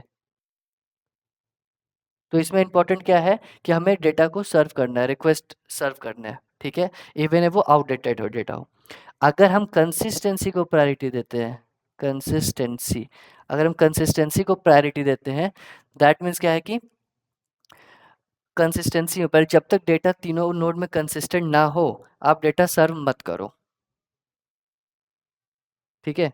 So if you prioritize consistency, then we will not take request until the network partition of the B is resolved, because we don't want the right operation of B to not reach node A and node C. We want the same data in ABC. Therefore we achieve consistency by sacrificing availability. Right? तो जब तक ये network partition resolve नहीं होता, तब तक आप कोई भी रिक्वेस्ट सर्व मत करो, क्योंकि हो सकता है ना कि आपको अभी अगर आप रिक्वेस्ट सर्व करोगे तो इससे आउटडेटेड डेटा मिले आपको, नोड सी से आउटडेटेड डेटा मिले। सो जब तक ये नेटवर्क पार्टीशन रिज़ॉल्व नहीं होता और तीनों में कंसिस्टेंट डेटा ना हो, तब तक आप अवेलेबिलिटी को सैक्रिफाइस करते हो। ठीक है? तब तक आप सर्व नहीं करते हो रिक्वेस्ट। ठीक है? तो सीए क्यों नहीं पॉसिबल है? क्योंकि डिस्ट्रीब्यूटेड सिस्टम में नेटवर्क जो पार्टीशन है वो होता ही है। ठीक है? तो होता ही है, तो कंसिस्टेंट तो डेटा नहीं हो पाएगा और अवेलेबल भी नहीं हो पाएगा। तो दोनों तो पॉसिबल नहीं है एक टाइम पे। ठीक है? अगर होता कि सिंगल नोड होता, सिर्फ सिंगल ही नोड होता और उस पे ही डेटा हो, तो फिर सीए पॉसिबल है, राइट? बट डिस्ट्रीब्यूटेड सिस्टम में सीए इज़ प्रैक्टिकली इम्पॉसिबल। ठीक है? ये क्या है? प्रैक्टिकली इम्पॉसिबल है। इम्पॉसिबल। ऑलराइट। ठीक है? तो अब हम देखते हैं कि हम अब सीपी और एपी में, ठीक है? सीपी और एपी में कौन-सा हमें चूज़ करना चाहिए कब? ठीक है? तो देखो, जो भी सिक्योर ऐप्स है, ठीक है? जहाँ पर you can't afford to show inconsistent data, जैसे कोई बैंकिंग हो गया, ठीक है? स्टॉक्स हो गया, पेमेंट्स हो गया, तो आपको कंसिस्टेंसी चाहिए कि जितने सर्वर, जितने भी नोड पे डेटा है आपका, वो कंसिस्टेंट हो। ठीक है? तो वहाँ पर हम क्या करेंगे? सीपी प्रेफ़र करेंगे, राइट? एपीएम कहाँ प्रेफ़र करेंगे? जहाँ पर अवेलेबिलिटी इंपॉर्टेंट हो, जैसे क्या हो गया? सोशल मीडिया हो गया। ठीक है? सोशल मीडिया पे हो सकता है किसी ने कुछ कमेंट किया हो तो वो कमेंट दूसरे को रिफ्लेक्ट ना हो। ठीक है? 5 कमेंट है, इसको 4 ही कमेंट रिफ्लेक्ट हो रहे हैं, तो चलेगा वो। लेकिन वहाँ पर अवेलेबिलिटी ज़रूरी है कि आपको पोस्ट दिखना चाहिए, राइट? तो सीपी कब ज़रूरी है? जब आप सिक्योर ऐप्स के साथ काम कर सकते हो, जैसे बैंकिंग हो गया, पेमेंट हो गया, ये सब में कंसिस्टेंसी ज़रूरी है। Alright? So we have understood what is distributed system, what is CAP theorem, what is consistency, what is partition tolerance, what is availability, uh, why CP or AP is possible, why CA is not possible, why CAP is not possible simultaneously, or when to choose CP or when to choose AP. So we have discussed all this topic. Now we'll move to our next topic. All right, now we will understand what is caching. Right? तो caching क्या है? Caching एक technique है जिसमें हम frequently use data को एक fast memory location पे टेम्परेली स्टोर करते हैं, सो दैट सेम रिक्वेस्ट के लिए बार बार डेटाबेस में क्वेरी ना करना पड़े। ठीक है? क्योंकि जो डेटाबेस में क्वेरी करना होता है ना, वो स्लो होता है। ठीक है? सो जो डीबी का क्वेरी होता है वो यूजुअली स्लो होता है। ठीक है? तो एक एग्जांपल से समझते हैं। एक वेबसाइट पे किसी ने सर्च किया नाइकी शूज़। ठीक है? Nike shoes. अब वो क्या होगा? ठीक है? वो रिक्वेस्ट जाएगा अपने सर्वर पर। ठीक है? सर्वर, फिर वो सर्वर एप्लीकेशन क्या करेगा? वो डेटाबेस में रिक्वेस्ट करेगा और वो डेटाबेस क्वेरी करने के बाद जो रिस्पॉन्स आएगा, उस रिस्पॉन्स को क्लाइंट को वापस भेजेगा। ठीक है? फिर सपोज़ किसी दूसरे यूज़र ने फिर से रिक्वेस्ट किया नाइकी शूज़ के लिए। ठीक है? तो वो एप्लीकेशन फिर से उस रिक्वेस्ट को क्वेरी करके फिर से डेटाबेस में क्वेरी करेगा और जो भी रिस्पॉन्स आएगा वो वापस करेगा। राइट? तो अभी ये जो डेटाबेस क्वेरी है ना, वो स्लो होता है। ठीक है? तो हम क्या करते हैं, फॉर सेम रिक्वेस्ट के लिए हम एक टेम्पररी एक फास्ट स्टोरेज एक लोकेशन देखते हैं और उस डेटा को, जो पहली बार डेटा नाइकी शूज़ के लिए गया, वो डेटाबेस से जो भी आया उसको हम यहाँ स्टोर करते हैं। ठीक है? तो जब भी सेकंड टाइम फिर से सेम रिक्वेस्ट सर्वर पर जाता है, तो इंस्टेड कि हम फिर से क्वेरी करें डेटाबेस को, वो क्या करेगा, ये जो लोकेशन है वो यहाँ से डेटा लाके वापस से रिस्पॉन्ड करेगा क्लाइंट को। राइट? तो ये कंपैरेटिवली बहुत फास्ट होता है। ठीक है? ये कंपैरेटिवली बहुत फास्ट होता है। फॉर एग्जांपल, अगर हम इन मेमोरी कैश यूज़ करते हैं, मतलब अगर रैम में डेटा स्टोर करते हैं, हमें पता है कि रैम बहुत फास्ट होता है, right? So instead for the same request हम बार-बार डेटाबेस को क्वेरी करें, हम क्या करेंगे, वो जो लोकेशन है अपना, ठीक है, इन मेमोरी लोकेशन, वहीं से डेटा को वापस रिटर्न कर देंगे। ठीक है? तो इसका गोल क्या है? गोल सिंपल है। गोल है fast access and performance boost. Fast access fast access and performance boost. Alright. ठीक है? तो अभी एक चीज़ और समझते हैं। तो हम क्या करते हैं बेसिकली, ठीक है? एक सेम रिक्वेस्ट के लिए कैशे वाला जो वर्ज़न है वो रिटर्न करते हैं। तो हो सकता है कि यहाँ पर जो नाइकी शूज़ का प्राइस हो वो 240 हो, ठीक है? अपना जो कैशिंग पे हो वो 200 ही हो। तो हम ये वाला जो डेटा है वो फिर से यूज़र को नहीं दिखा सकते, ठीक है? तो हमें क्या करना है, ये जो लोकल स्टोरेज में हमने टेम्परेरी डेटा फास्ट एक्सेस के लिए रखा है, उसको भी हमें अपडेट करना होगा, करेक्ट? तो इसको ही हम क्या बोलते हैं, कैशे इनवैलिडेशन, ठीक है? तो जब भी डेटाबेस में वो डेटा चेंज हो रहा है, हमें क्या करना पड़ेगा, पुराना डेटा रिमूव करके नया डेटा लाना होगा या फिर उसको अपडेट करना होगा। तो इस प्रोसेस को हम क्या बोलते हैं, इस प्रोसेस को हम बोलते हैं कैशे इनवैलिडेशन, कैशे इनवैलिडेशन, ठीक है? तो अभी क्या था, विदाउट कैशे क्या हो रहा था कि यूज़र ऐप को रिक्वेस्ट सेंड करता था, ऐप क्या करता था, डेटाबेस को रिक्वेस्ट करता था, फिर जो रिस्पॉन्स आता था वो बैक क्लाइंट को रिस्पॉन्ड करता था, जो कि स्लो होता था।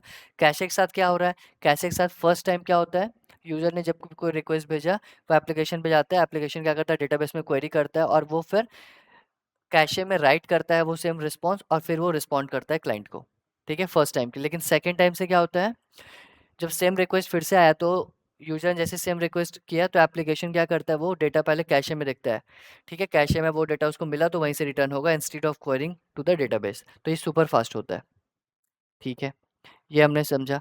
तो अभी इसका कैशिंग का बेनिफिट्स क्या क्या है, तो कैशिंग का जो बेनिफिट्स है, ठीक है, वो क्या है, पहला परफॉर्मेंस इंप्रूव करता है, ठीक है? ये क्या करता है, परफॉर्मेंस इंप्रूव करता है, और राइट। दूसरा क्या है, ये लोड रिड्यूस करता है, ठीक है? डेटाबेस पे जो भी लोड आता है ना वो लोड रिड्यूस करता है, तो मैं लिख देता हूँ रिड्यूस्ड लोड, राइट? क्योंकि हम बहुत सारा जो डेटा होता है वो कैशे से उठा लेते हैं, ठीक है? सेम रिक्वेस्ट अगर आता है तो instead of querying to the database, तो वो रिड्यूस भी, लोड भी रिड्यूस होता है डेटाबेस पे। कॉस्ट एफिशिएंसी भी आता है, ठीक है? कॉस्ट एफिशिएंसी भी आता है क्योंकि हम क्या करते हैं, बहुत सारा नेटवर्क कॉल और या फिर कंप्यूटिंग कॉस्ट जो होता है वो रिड्यूस कर देते हैं, और राइट। चौथा क्या है, स्केलेबिलिटी, ठीक है? हाई ट्रैफिक लोड जब भी आता है तो हम क्या कर सकते हैं कि इंस्टेड ऑफ फिर से डेटाबेस को हर एक ट्रैफिक के लिए, हर एक यूज़र के लिए डेटाबेस में क्वेरी करने बजाय हम क्या करते हैं, फास्ट जो एक्सेस है अपना कैशिंग, वहाँ से डेटा रिटर्न करते हैं। तो ये हाई ट्रैफिक में स्केलेबिलिटी का भी काम करता है, ठीक है? ये हमने समझा कैशिंग क्या होता है, ठीक है? उसका बेनिफिट्स क्या क्या है। अभी अभी हम समझते हैं टाइप्स क्या क्या है कैशे का, ठीक है? तो एक होता है क्लाइंट साइड कैशे, ठीक है? एक होता है client side cache. Client side cache हो सकता है कि क्लाइंट के वो ब्राउज़र पे हो, ठीक है? एग्जांपल क्या है, ब्राउज़र कैशे, ठीक है? ब्राउज़र लेवल पे ही होता है। तो इससे क्या होता है, सर्वर पर रिक्वेस्ट भी कम होता है और बैंडविड्थ यूजेस भी रिड्यूस होता है, ठीक है? दूसरा क्या होता है, दूसरा होता है सर्वर साइड कैशे, ठीक है? दूसरा होता है server side cache.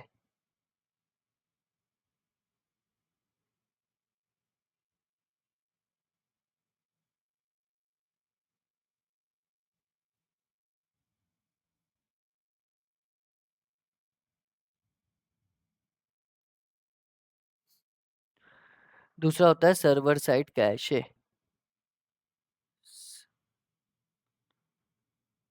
Server side cache, ठीक है? ये क्या होता है इसमें, इसमें क्या होता है, इसमें हम क्या कर सकते हैं कि इन मेमोरी कैशे एग्जांपल है, ठीक है? तो हम क्या कर सकते हैं, इन मेमोरी कैशे जैसे रेडिस हो गया, ठीक है? इन मेमोरी एक कैशे बना लेते हैं, तो इंस्टेड वो बार-बार वो डेटाबेस पे लोड डाले, वो क्या करता है, वहीं से रिटर्न हो जाएगा, ऑलराइट। एक होता है थर्ड लेवल पे एप्लीकेशन, एप्लीकेशन लेवल कैशे होता है, एप्लीकेशन लेवल होता है। ये क्या करते हैं, हम एप्लीकेशन के कोड में ही वो एम्बेड कर देते हैं लॉजिक, ठीक है? तो कैशे इंटरमीडिएट रिजल्ट देता है और डेटाबेस क्वेरी का भी जो रिजल्ट है वो डेटाबेस क्वेरी भी बार बार करने की जरूरत नहीं पड़ती है, ठीक है? तो ये इसका टाइप हो गया, ठीक है? तो हमने समझा कैशे क्या होता है, उसका क्या बेनिफिट्स है, ठीक है? कैशे इनवैलिडेशन क्या होता है, और फिर हमने समझा कि टाइप्स ऑफ कैशे क्या क्या होता है, ठीक है? तो अभी हम देखते हैं कैशे इनवैलिडेशन का क्या क्या स्ट्रैटेजी होता है, कैशे इनवैलिडेशन, कैशे इनवैलिडेशन, ठीक है? ठीक है, तो पहला क्या होता है, पहला होता है मैनुअल इनवैलिडेशन, पहला होता है मैनुअल इनवैलिडेशन। तो जब भी डेटा अपडेट मतलब जब भी कोई डेटा अपडेट होता है, ठीक है, डेटाबेस में हम क्या करते हैं, कैशे को एक्सप्लिसिटली क्लियर करते हैं, ठीक है। दूसरा क्या होता है, दूसरा होता है टीटीएल, मतलब क्या, टाइम बेस्ड इनवैलिडेशन। इसमें क्या होता है कि एक हम टाइम सेट करते हैं, ठीक है, सपोज 10 मिनट्स, तो क्या होगा, हर 10 मिनट के बाद जो कैशे है वो ऑटो एक्सपायर हो जाएगा। All right. तीसरा होता है इवेंट ड्रिवन इनवैलिडेशन। मतलब क्या, जब भी कोई डीबी में कुछ चेंज हुआ कोई डेटा, ठीक है, तो इवेंट ट्रिगर होता है, और फिर क्या होगा, कैशे इनवैलिडेट करते हैं, ठीक है, इवेंट ट्रिगर हुआ, वैसे हम क्या करते हैं, कैशे को अपडेट करते हैं फिर से, ठीक है। सो ये हो गया कैशे इनवैलिडेशन स्ट्रैटेजीज, ठीक है। तो हमने समझा कि क्या क्या कैशे कैशे होता क्या है, टाइप्स ऑफ कैशे क्या है, उसका बेनिफिट्स क्या है, कैशे इनवैलिडेशन क्या होता है, क्या क्या उसके स्ट्रैटेजीज है, ठीक है। Now will look to a new topic. So now we will understand what is CDN, right. So CDN is a content delivery network. इसको समझते के एग्जांपल्स हैं। So you created a website, और उसके जो भी इमेजेस होते हैं, प्रोडक्ट के इमेजेस होते हैं, ठीक है, उसके जो भी जेएस फाइल्स है, सीएसएस फाइल्स है, वो तुमने रखा है यूएसए के सर्वर पे, and your users are from India, right? So of course all the request that the user sent from India has to go to the USA server, right? So the response will be delayed. तो अगर CDN use करते हैं तो उससे क्या फायदा है कि CDN में क्या होता है, बंच ऑफ डिस्ट्रीब्यूटेड सर्वर्स होता है जो कि वर्ल्ड वाइड डिस्ट्रीब्यूटेड होता है, ठीक है। और ये जो भी स्टैटिक कंटेंट है तुम्हारा सर्वर का, वो अपने आप में कैशे कर लेता है। So it caches all your static content from the server. और जब भी ये सीडीएन को हिट करता है, ठीक है, ये यूज़र जब भी सीडीएन को हिट करता है तो बीच में एक लेयर होता है जिसको हम बोलते हैं जियो डीएनएस, ठीक है। इसका काम क्या है कि जो भी नियरेस्ट सर्वर होगा, ठीक है, ये यूज़र को उस पर राउट कर देगा। So suppose this is the nearest location, this is the nearest to this users geo location. तो अब क्या होगा, यूज़र जब भी सीटीएन को कॉल करेगा, सो ये रीडायरेक्ट हो जाएगा टू द क्लोजेस्ट सर्वर, और फिर जो भी रिक्वेस्ट है वो इस सर्वर से सर्व होगा, ठीक है। अब वो स्टैटिक कंटेंट इसको इस वाले सर्वर से सर्व होगा। सो of course this will be faster, right? Instead of calling to the USA server, now we are getting the response from the nearest location, nearest server, right? So this is how CDN works. तो ये जो individual distributed ये जो server होता है, इसको हम क्या बोलते हैं, इसको हम बोलते हैं edge edge location, edge location, ठीक है। तो अभी ये भी अब क्या है कि पहले विदाउट सीडीएन क्या होता था, यूज़र इंडिया में है, वो वेबसाइट जो भी यूएसए में जो भी स्टैटिक कंटेंट रखा हुआ है, पहले वो रिक्वेस्ट वहाँ जाता था, ठीक है, उसके बाद इमेजेस आता था तो बहुत स्लो होता था। अभी विद सीडीएन क्या होता है, ये यूज़र जो इंडिया में है वो सीडीएन सर्वर हिट करता है, उसको नियरेस्ट लोकेशन पे वो राउट होता है, तो उसको क्या होगा, जो इंडिया में जो सर्वर रखा हुआ है उसको उससे नेटवर्क सर्व होगा, तो ये क्या होगा, ये फास्ट होगा, ठीक है। तो जो भी स्टैटिक कंटेंट है अब उसको इस वाले सर्वर से होगा। कोई दूसरा यूज़र है जो कि यहाँ पर है, ठीक है, तो हो सकता है उसके लिए ये नियरेस्ट हो, तो वो यहाँ से उसको स्टैटिक कंटेंट सर्व होगा, राइट। हो सकता है अब इसके कैशे में कुछ डेटा ना हो, तो क्या करेगा, फिर वो फर्स्ट टाइम पे वापस से यूएसए वाले सर्वर पे रिक्वेस्ट जाएगा, and from the next time it will be serve from the this closest server only, ठीक है। तो इसका बेनिफिट क्या क्या है, तो पहले इसका बेनिफिट क्या है कि पहला फास्टर लोडिंग टाइम होगा, ठीक है, faster loading time,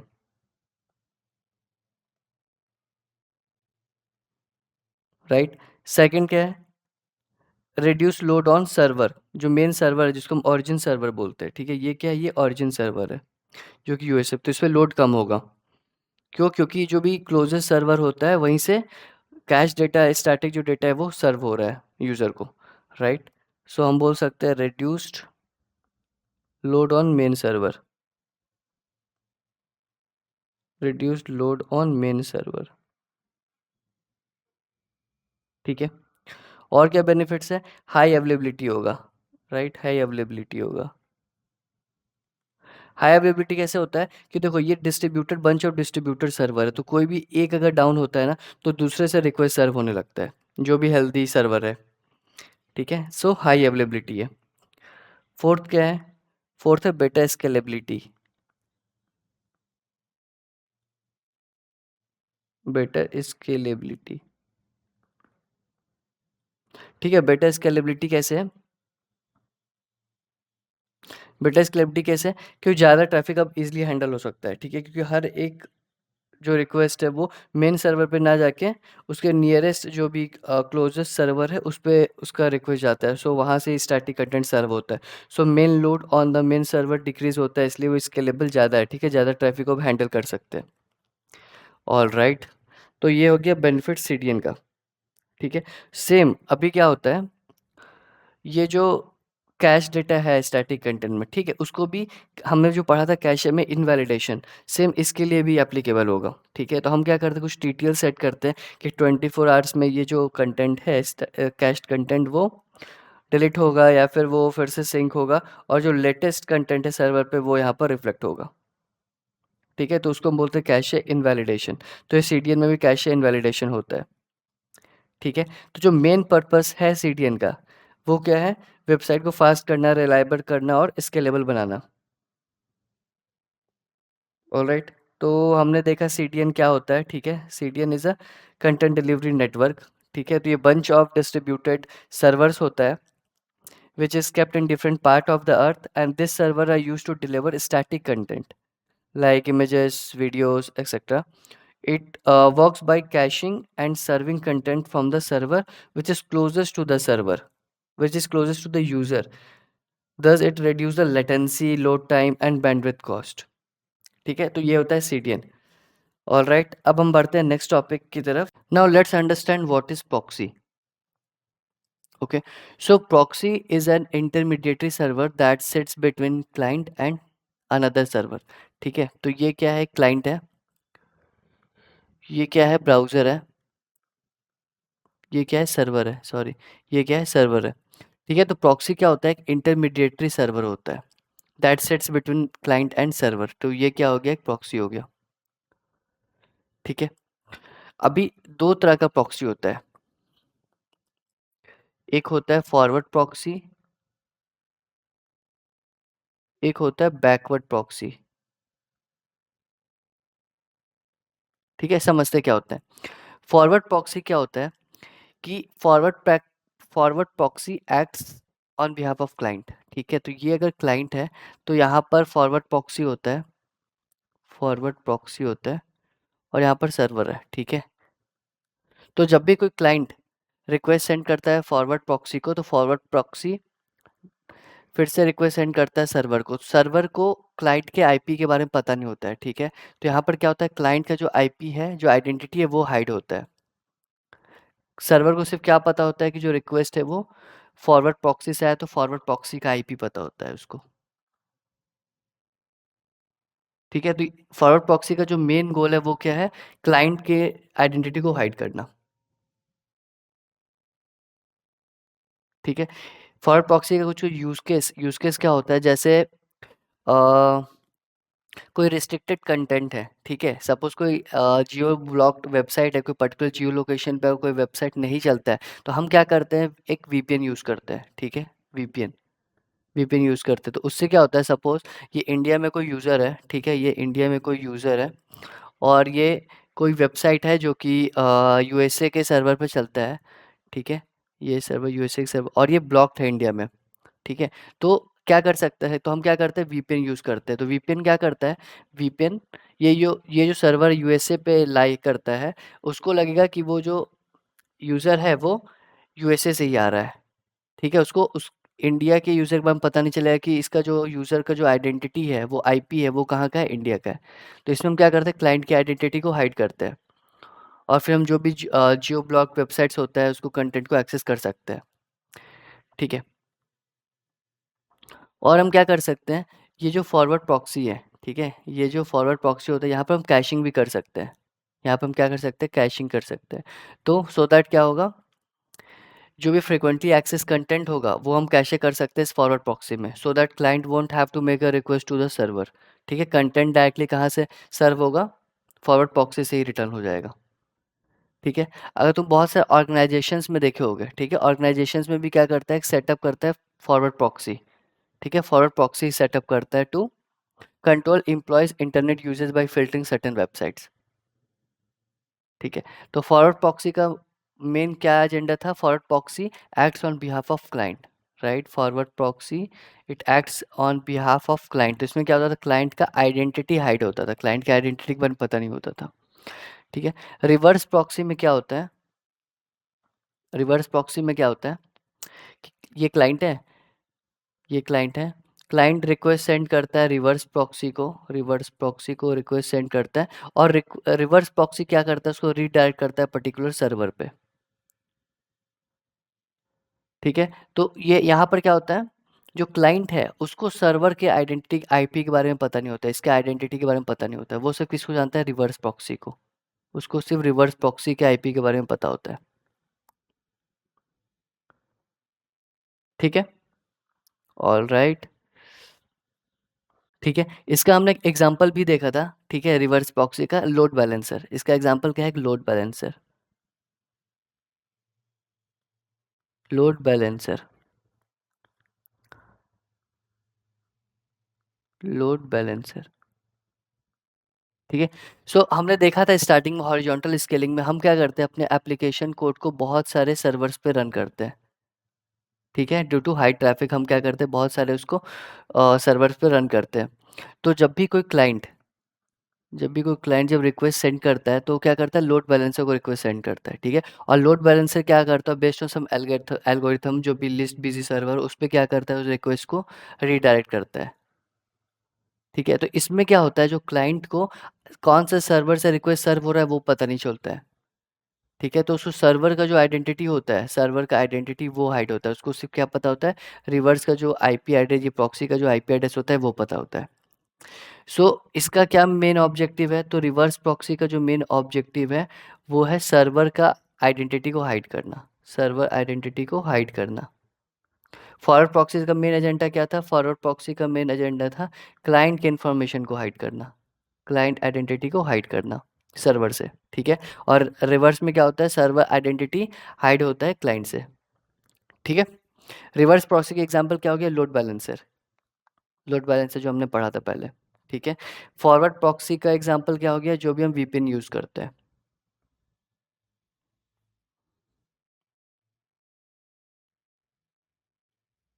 all right, I think that's it for proxy. ठीक है, हमने समझा प्रॉक्सी होता क्या है। ठीक है, तो प्रॉक्सी क्या होता है, एक इंटरमीडिएटरी सर्वर होता है जो कि क्लाइंट और सर्वर के बीच में रिसाइड करता है। ठीक है, तो होता है कि प्रॉक्सी होता है कि फॉरवर्ड प्रॉक्सी होता है कि रिवर्स प्रॉक्सी होता है। ठीक है, फॉरवर्ड प्रॉक्सी क्या होता है, so forward proxy acts on behalf of client, जिसमें क्लाइंट की जो आइडेंटिटी है वो हाइड की जाती है सर्वर से। ठीक है, जो एग्जांपल हो गया VPN.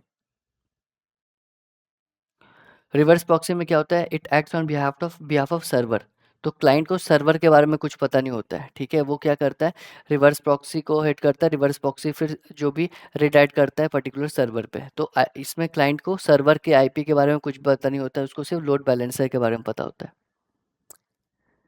All right, all right, so now we will understand what is message broker, right. So before deep diving into message broker, we'll first understand what is synchronous programming and what is asynchronous programming. All right, synchronous programming. So in synchronous programming, the code is executed line by line, one operation at a time. So each steps wait for the previous one to complete before executing. Right. For example, you are standing in a line at a food truck. So you wait until your food is ready before the next person is served. So that is synchronous programming. Right, asynchronous, what is asynchronous programming, asynchronous programming, so it allows the program to perform other tasks while waiting for a long running operation to complete, so it doesn't block the main thread. Right, for example, you are ordering food at a restaurant, so you place the order and you go about your business until the server brings your food.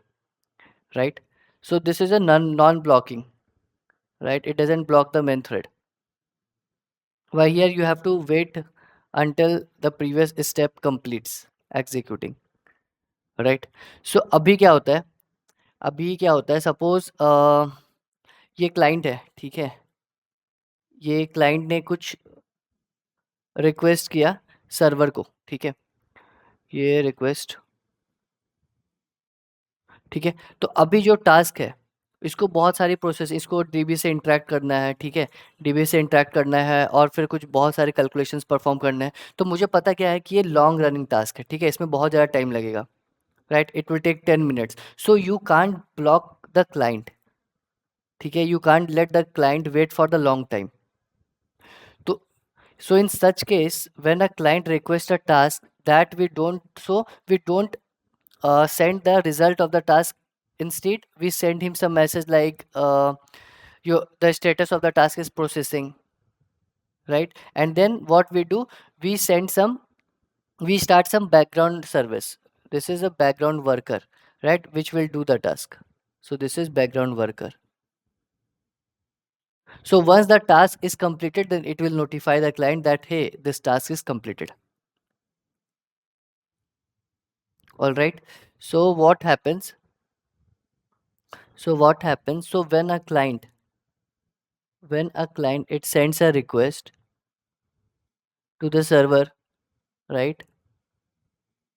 So what it will do, it will, now we know that this task is a long running task, right? It will take more time, so we can't let the client wait. So what we do, the server will first respond back to the client that hey, it will not respond the result of the task, right? It will respond that hey, the task is in progress,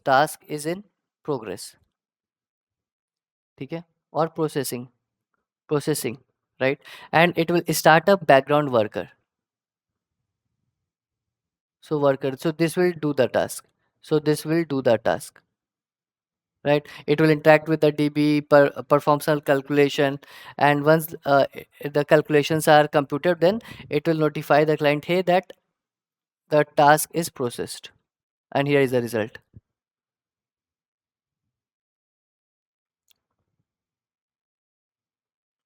Right? So here, a server can't directly send the task to the worker. Right? So this is client, this is server. Then we have one queue like structure in between, right? And this is the server, again this is the worker app, background worker app, ठीक है। तो ये server क्या करता है, जो task है as a message इस पे पुश करता जाता है, ठीक है। Task 1, so this is task 2, this is task 3, right. तो ये क्या करता है, टास्क पुश करते जाता है। तो ये जो वर्कर ऐप है, ये टास्क यहाँ से पुल करता है, ठीक है। और जो भी टास्क है, it process that task, once the task is completed, ये क्या करता है, इस क्यू से इसको डिलीट कर देता है। So it works in a FIFO manner, ठीक है। तो ऐसे काम करता है बैकग्राउंड ऐप, ठीक है। तो अभी क्या फ़ायदा है ये मैसेज ब्रोकर के क्यू लाइक स्ट्रक्चर का, क्या फ़ायदा है अभी? तो सबसे पहले ये रिलायबल बहुत ज़्यादा है। जो मैसेज पब्लिश करता है इस क्यू में, उसको हम क्या बोलते हैं, प्रोड्यूसर, ठीक है। और जो मैसेज कंज्यूम करता है इस क्यू से, उसको हम क्या बोलते हैं, कंज्यूमर। तो सबसे पहले सपोज अगर ये जो प्रोड्यूसर है, ये स्टिल ये क्रैश हो गया, ठीक है। तो ये ऑलरेडी इसके जो मैसेज है, जो टास्क है, वो क्यू में पब्लिश्ड है, ठीक है। तो ये वर्कर ऐप फिर भी क्या कर सकता है, विदाउट एनी प्रॉब्लम ये फंक्शन कर सकता है, राइट। ठीक है। ये वर्कर सपोज किसी टाइम पे अगर क्रैश कर गया, सो you can retry after some time because the message is still present in the queue, message broker, ठीक है। अब क्या ये दो सिस्टम क्या हो गया, डीकपल हो गया, क्योंकि ये दोनों अपने पेस से काम कर सकते हैं, ठीक है। ये मैसेज पब्लिश करता जाएगा और ये अपने अपने टाइम के अकॉर्डिंग वो उसको फेच करके वो प्रोसेसिंग करता जाएगा। So both system are now decoupled, are not dependent on each other, right. तो ये हो गया मैसेज ब्रोकर, इसको हम क्या बोलते हैं, मैसेज ब्रोकर। तो ये हो गया मैसेज ब्रोकर,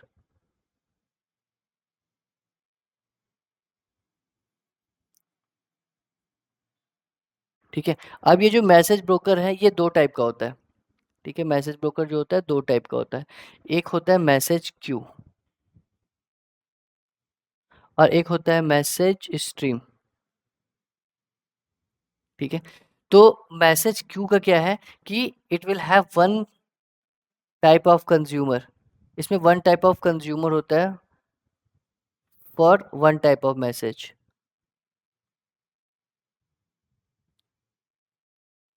इसमें मल्टीपल कंज्यूमर्स हो सकते हैं, ठीक है? इसका मतलब क्या है कि यहाँ पर क्या है, सिर्फ एक सर्विस है जो कि इस मैसेज को कंज्यूम कर रहा है, ठीक है? लेकिन अलग-अलग तरीके के सर्विस भी हो सकते हैं जो सेम मैसेज को एक्सेस करना चाहते हैं। फॉर एग्ज़ाम्पल तुमने क्या किया, एक वेबसाइट से, ठीक है? एक वेबसाइट से कुछ फूड ऑर्डर किया, ठीक है? तो वो क्या हुआ, वो सर्वर के पास गया और सर्वर ने जो भी ऑर्डर है उसको एक क्यू में डालता गया और ये एक वर्कर है, ठीक है? ये वर्कर, इसका काम क्या है, ये क्या करता है, सिर्फ़ ऑर्डर कन्फर्मेशन भेजता है, ईमेल करता है, ठीक है? तो ये जो भी ऑर्डर आईडी है, उस ऑर्डर को ऑर्डर लेता है और ये उसको मेल करता जाता है, ठीक है? कि ऑर्डर इज़ कन्फर्म्ड। तो यहाँ पर क्या है, सिर्फ़ एक ही कंज़्यूमर है, ठीक है? तो ये इसके लिए हम यूज़ करते हैं मैसेज क्यू, जैसे रैबिट एमक्यू हो गया या फिर अमेज़न का एमक्यू हो गया, ठीक है? लेकिन यही अगर बहुत अलग-अलग सर्विसेज़ होती, जैसे सपोज़ एक एनालिटिक्स का भी होता, ठीक है? एनालिटिक्स का सर्विस जो सेम ऑर्डर को प्रोसेस करना चाहता है फॉर एनालिसिस पर्पस, ठीक है? जो एनालिटिक्स के लिए यूज़ करना चाहता है। एक और कोई सर्विस है जो कि है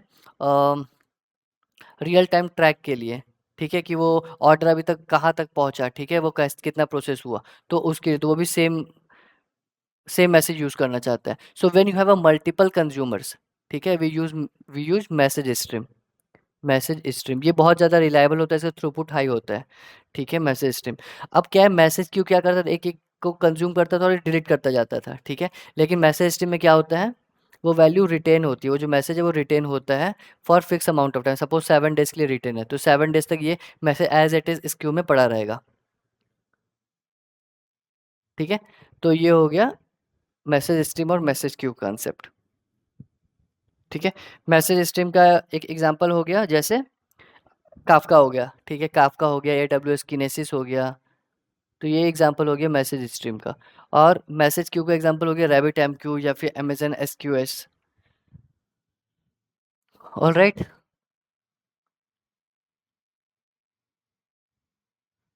okay, so now we will discuss what is real time pub सब।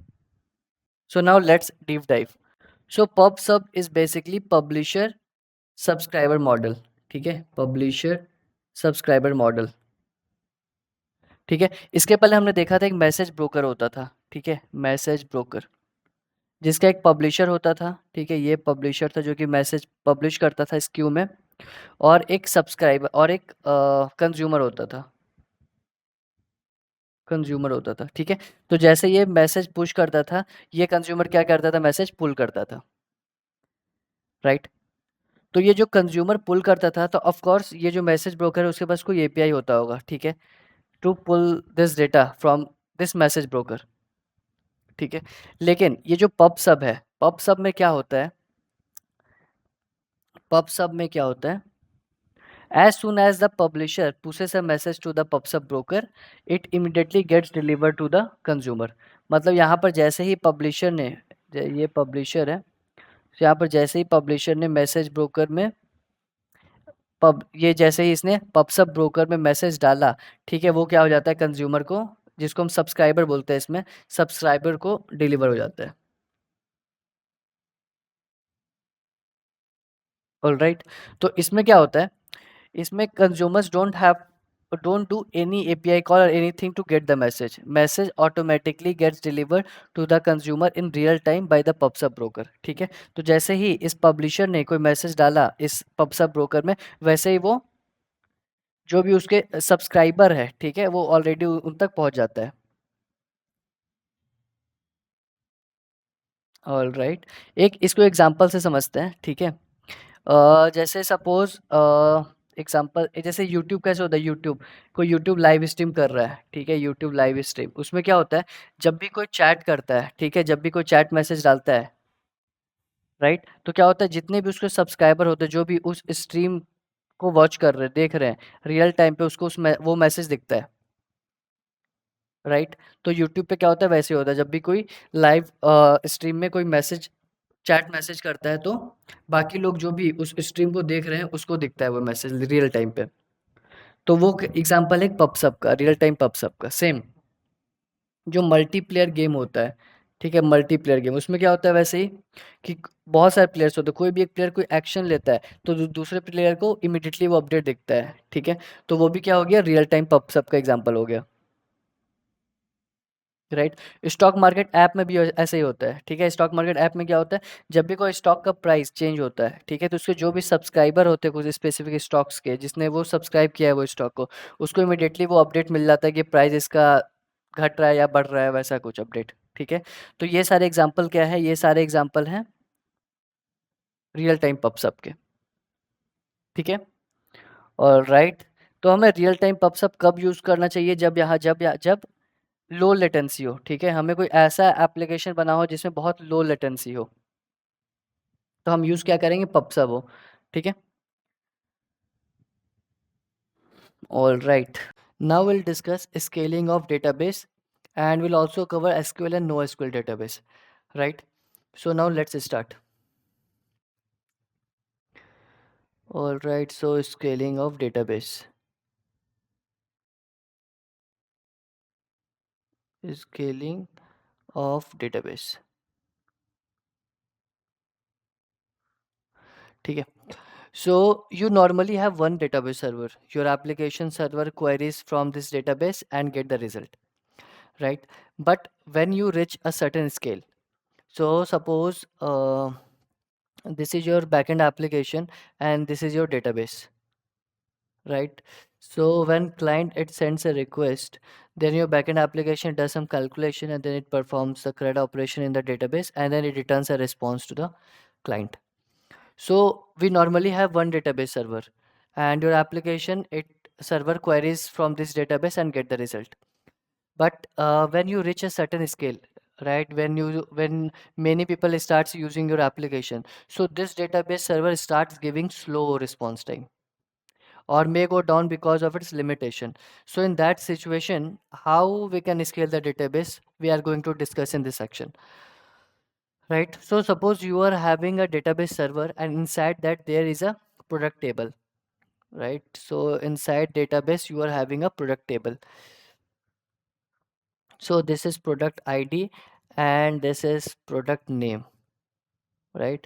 So product ID one, suppose a product, suppose the ID of the product is 2 and name is B, like the ID of the product is 3 and the product name is C, right? So see, when there are lot of read request fired from the application server to get the user with a space to get the product with the specific ID, to make the read request faster we can do the following things, right? So सबसे पहला option क्या होता है कि response हम fast कर पाए, ठीक है। तो सबसे पहला होता है ऑप्शन इंडेक्सिंग, इंडेक्सिंग, ठीक है। तो अभी जब कोई भी रिक्वेस्ट फायर होता है एप्लीकेशन सर्वर से to query on the database कोई भी पर्टिकुलर प्रोडक्ट आईडी के लिए, तो क्या होता है, फूड टेबल स्कैन होता है। दैट मीन्स क्या, हर एक रो कंपेयर होता है कि you want this product ID or you want this product ID, whether this ID. So you scan the full table, right? So it take order of n time, right? But when you do indexing, the database uses the index to directly jump to the rows you need, making it much faster. ठीक है, तो वो internally क्या करता है, internally वो एक data structure use करता है जिसको हम बोलते हैं बी ट्रीज, ठीक है। तो वो क्या करता है, it uses B tree to search the specific ID, ठीक है। अब बी ट्रीज में क्या होता है कि जो आईडीज होता है वो सॉर्टेड होता है, ठीक है, आई स्टोर्ड इन सॉर्टेड फॉर्म। तो जब भी कोई हम आईडी के लिए क्वेरी करते हैं तो वो क्या करता है, वो internally binary search kind of search algorithm लगाता है और उसको ऑर्डर ऑफ लॉग एन में सर्च करके ले आता है, ठीक है। तो पहला ऑप्शन क्या हो गया कि इंडेक्सिंग यूज़ करो, करेक्ट। दूसरा तरीका क्या है, दूसरा हम क्या करते हैं, पार्टीशनिंग करते हैं, ठीक है। पार्टीशनिंग, पार्टीशनिंग में हम क्या करते हैं, सपोज एक बहुत बड़ा टेबल है, ठीक है, प्रोडक्ट का बहुत बड़ा टेबल जिसमें बहुत सारे प्रोडक्ट्स हैं, राइट। तो हम क्या करते हैं, इस बिग टेबल को ना स्मॉल टेबल्स में डिवाइड कर देते हैं, ठीक है, मल्टीपल स्मॉल टेबल्स में डिवाइड कर देते हैं। 1 2 इसमें है, 3 4th वाला प्रोडक्ट इसमें। सो ऐसे मल्टीपल टेबल्स में डिवाइड कर देते हैं और हम इसको क्या करते हैं, एक सेम मशीन पे ही रखते हैं, मतलब अलग-अलग मशीन पे नहीं रखते हैं, सेम सर्वर पे ही रखते हैं, right? So when your index file becomes very big, then it also starts showing some performance issue when searching on that large index file. So partitioning, after partitioning, each table has its own index file, right? So searching on a smaller table is faster. तो ये इसका concept होता है partitioning का. तीसरा हम क्या करते हैं, ठीक है? तीसरा हम क्या करते हैं, हम मास्टर स्लेव आर्किटेक्चर यूज करते हैं. मास्टर स्लेव आर्किटेक्चर, ठीक है? जब हमें लग रहा है कि पार्टीशनिंग भी यूज़फुल नहीं है, right? Like even after doing indexing, partitioning and vertical scanning your queries are slow. So हम क्या करते हैं, हम क्या करते हैं, हम डेटा को रेप्लिकेट करते हैं मल्टीपल सर्वर्स में इंस्टेड ऑफ वन. मतलब अभी क्या था, अभी तक क्या था कि एक सर्वर था और एक सर्वर पे हमने मल्टीपल टेबल्स में डिवाइड कर दिया था डेटा को, ठीक है? अभी हम क्या करते हैं, अभी हम अलग-अलग सर्वर पे अलग-अलग टेबल रखते हैं,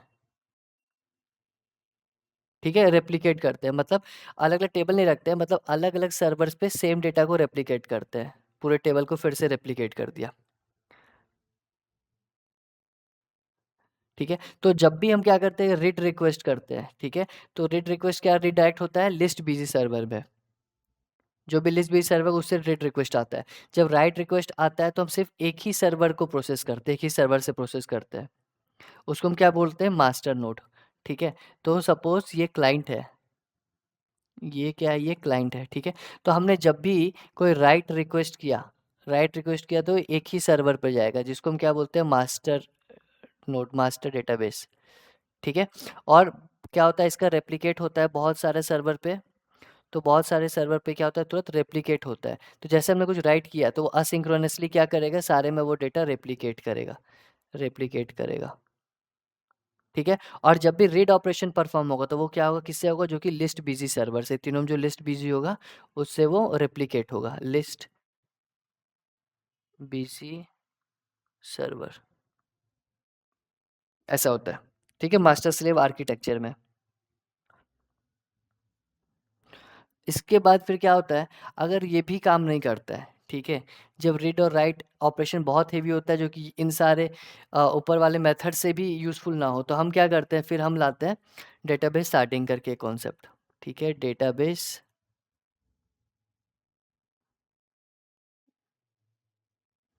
स्टार्टिंग, ठीक है? Database starting. तो इसमें हम क्या करते हैं, स्टार्टिंग पार्टीशनिंग का सिमिलर है, ठीक है? लेकिन हम क्या करते हैं, इसको instead of putting the different tables in same server, we put it into different servers, ठीक है? तो पार्टीशनिंग में हमने किया था, एक सिंगल सर्वर था, उस सिंगल सर्वर पे हमने बहुत सारे टेबल्स में डेटा को डिवाइड कर दिया था, ठीक है? लेकिन डेटाबेस, ये स्टार्टिंग में हम क्या करते हैं, अलग अलग सर्वर पे अलग अलग टेबल रखते हैं, ठीक है? ये सर्वर अलग है, इस पे एक टेबल है, ये सर्वर है, इस पे भी एक टेबल है, तो हम इसमें ऐसा करते हैं, राइट? तो ये डीबी सर्वर 1 है, ये डीबी सर्वर 2 है, ये भी डीबी सर्वर 3 है, ठीक है? और ये जो की होता है, इसमें भी प्रोडक्ट आईडी, प्रोडक्ट नेम होता है, तो प्रोडक्ट जो आईडी होता है, ठीक है? तो इसमें भी क्या होता है, प्रोडक्ट, इसमें भी प्रोडक्ट आईडी होता है, ठीक है? इसमें प्रोडक्ट आईडी होता है, प्रोडक्ट नेम होता है हर एक में, तो जो प्रोडक्ट आईडी है उसको इसमें हम क्या बोलते हैं, इसमें हम बोलते हैं शार्डिंग की. और ये हर एक सर्वर पे जिस पे अलग अलग टेबल डिस्ट्रीब्यूट हुआ है उसमें, उसको क्या बोलते हैं, शार्ड्स बोलते हैं इसमें. तो हर एक ये क्या है, 3 शार्ड्स है यहाँ पर, ठीक है? अब each partition is kept in an independent data servers, जिसको हम शार्ड बोलते हैं. So now you can scale this server further individually according to your need, like doing master slave architecture to one of the shards which takes a lot of requests. तो इसको हम individually scale up कर सकते हैं, ठीक है? All right, ठीक है? तो ये हमने समझा कि हम कैसे स्केल कर सकते हैं, क्या क्या टेक्निक होता है, ठीक है? जब बहुत सारा रिक्वेस्ट आता है तो हम कैसे रिस्पॉन्स टाइम को फास्ट करते हैं, मतलब, ठीक है? तो दिस इज द वे. अब हम क्या देखते हैं, अब हम देखते हैं एसक्यूएल और नो एसक्यूएल डेटाबेस क्या होता है, ठीक है? SQL versus no SQL database, ठीक है? तो देखो, ये जो एसक्यूएल डेटाबेस होता है ना, वो टेबल के फॉर्म में स्टोर होता है, ठीक है, एसक्यूएल डेटाबेस टेबल के फॉर्म में होता है। मतलब क्या, इसका प्री डिफाइंड स्कीमा होता है, प्री डिफाइंड स्कीमा होता है। जो स्ट्रक्चर होता है वो एकदम डिफाइंड होता है, उसका डेटा टाइप क्या होगा वो भी डिफाइंड होता है, वो एसिड प्रॉपर्टीज फॉलो करता है। ठीक है, उसके बाद फिर इसका एग्जांपल क्या हो गया, इसका एग्जांपल हो गया MySQL database. No SQL database क्या होता है, नो एसक्यूएल डेटाबेस अलग अलग टाइप के फॉर्म में स्टोर होता है, जैसे डॉक्यूमेंट फॉर्म में होता है, की वैल्यू फॉर्म में होता है, ग्राफ डेटाबेस के फॉर्म में होता है। ठीक है, तो इसका जो फॉर्म है वो की वैल्यू भी हो सकता है। ठीक है, इसका डॉक्यूमेंट फॉर्म में भी डेटा स्टोर हो सकता है। उसका इसका कोई भी प्री डिफाइंड स्कीमा नहीं होता है, राइट। इसका फ्लेक्सिबल स्कीमा होता है, मतलब उसका जो उसका जो स्कीमा है, ठीक है, कौन कौन से कॉलम्स होंगे, उसमें कौन कौन सा फील्ड होगा, वो वेरिएबल होता है, तो फ्लेक्सिबल स्कीमा होता है, राइट। और ये स्ट्रिक्टली एसिड प्रॉपर्टी भी फॉलो नहीं करता है। तो अभी क्या है, ये जो एसक्यूएल है, ठीक है, अब हमें स्केल करना होता है, तो जो एसक्यूएल है वो किस लिए बना हुआ है, ये वर्टिकल स्केलिंग के लिए अप्रोप्रिएट होता है, वर्टिकल स्केलिंग के लिए। ठीक है, मतलब क्या कि इसमें हम और भी ज़्यादा स्पेक बढ़ाते हैं, मतलब सिंगल मशीन का स्पेक्स बढ़ाते हैं, सीपीयू रैम स्टोरेज बढ़ाते हैं to handle large data volume. लेकिन ये जो नो एसक्यूएल डेटाबेस है ये प्राइमली इस हॉरिजॉन्टल स्केलिंग के लिए बना हुआ है, मतलब जिसमें हम क्या करते हैं, अलग अलग मशीन पे वो डेटाबेस को स्टोर करते हैं। ठीक है, हॉरिजॉन्टल स्केलिंग के बना है, which mean adding more server to a cluster to handle increasing data volume. ठीक है, नो एसक्यूएल डेटाबेस में मोस्टली सार्डिंग यूज होता है।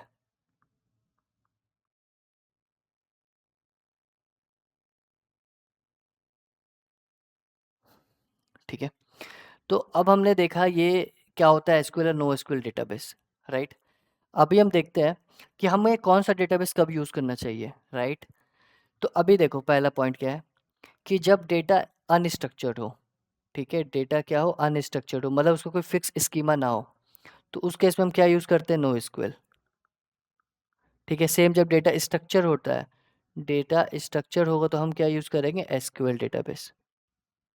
ठीक है, हमें जब एसिड प्रॉपर्टी फॉलो करना हो, ठीक है, हमें जब चाहिए कि डेटा इंटीग्रिटी कंसिस्टेंसी ये सब चाहिए, तो हम क्या रखेंगे, एसक्यूएल डेटाबेस रखेंगे। जैसे क्या हो गया, कोई फाइनेंशियल ट्रांजेक्शन हो रहा है या फिर बैंकिंग ऐप है, तो उसमें हम क्या चाहिए, एसक्यूएल डेटाबेस चाहिए, क्योंकि उसमें एसिड प्रॉपर्टीज फॉलो होती है। ठीक है, हमें जब हाई अवेलेबिलिटी चाहिए, हाई अवेलेबिलिटी, ठीक है, स्केलेबिलिटी चाहिए, तो हम क्या करते हैं, नो एसक्यूएल डेटाबेस यूज़ करते हैं, no SQL, no SQL DB use करते हैं। ठीक है, बिकॉज ऑफ हॉरिजॉन्टल स्केलिंग, ठीक है, स्टार्टिंग यूज़ करते हैं, इसलिए नो एसक्यूएल डेटाबेस, क्योंकि अवेलेबिलिटी बहुत ज़्यादा होता है। जब हमें बहुत कॉम्प्लेक्स क्वेरी परफॉर्म करना होता है, ठीक है, कॉम्प्लेक्स क्वेरी मतलब जॉइंट्स लगाना हो दो डेटाबेस के, दो टेबल्स पे, या फिर कुछ एग्रीगेशन करना हो, तो हम क्या करते हैं, उस कॉम्प्लेक्स क्वेरी के लिए एसक्यूएल ही प्रेफर करते हैं, एसक्यूएल, राइट। तो ये हमने बात किया एसक्यूएल नो एसक्यूएल डेटाबेस क्या होता है, ठीक है, डेटाबेस स्केलिंग कैसे करते हैं, ठीक है, क्या क्या टेक्निक्स होते हैं। ठीक है, सबसे पहले हम इंडेक्सिंग करते हैं, इंडेक्सिंग के बाद फिर उसमें हम ट्राई करते हैं पार्टीशनिंग करने का, फिर मास्टर स्लेव आर्किटेक्चर फॉलो करते हैं, वो भी नहीं हुआ तो फिर लास्ट में हम शार्टिंग करते हैं। ठीक है, कौन से डेटाबेस कब यूज़ करना चाहिए, ठीक है, इंडिविजुअली किस टाइप ऑफ स्केलिंग के लिए प्रीफर्ड है, तो वो सारा टॉपिक हमने कवर किया है।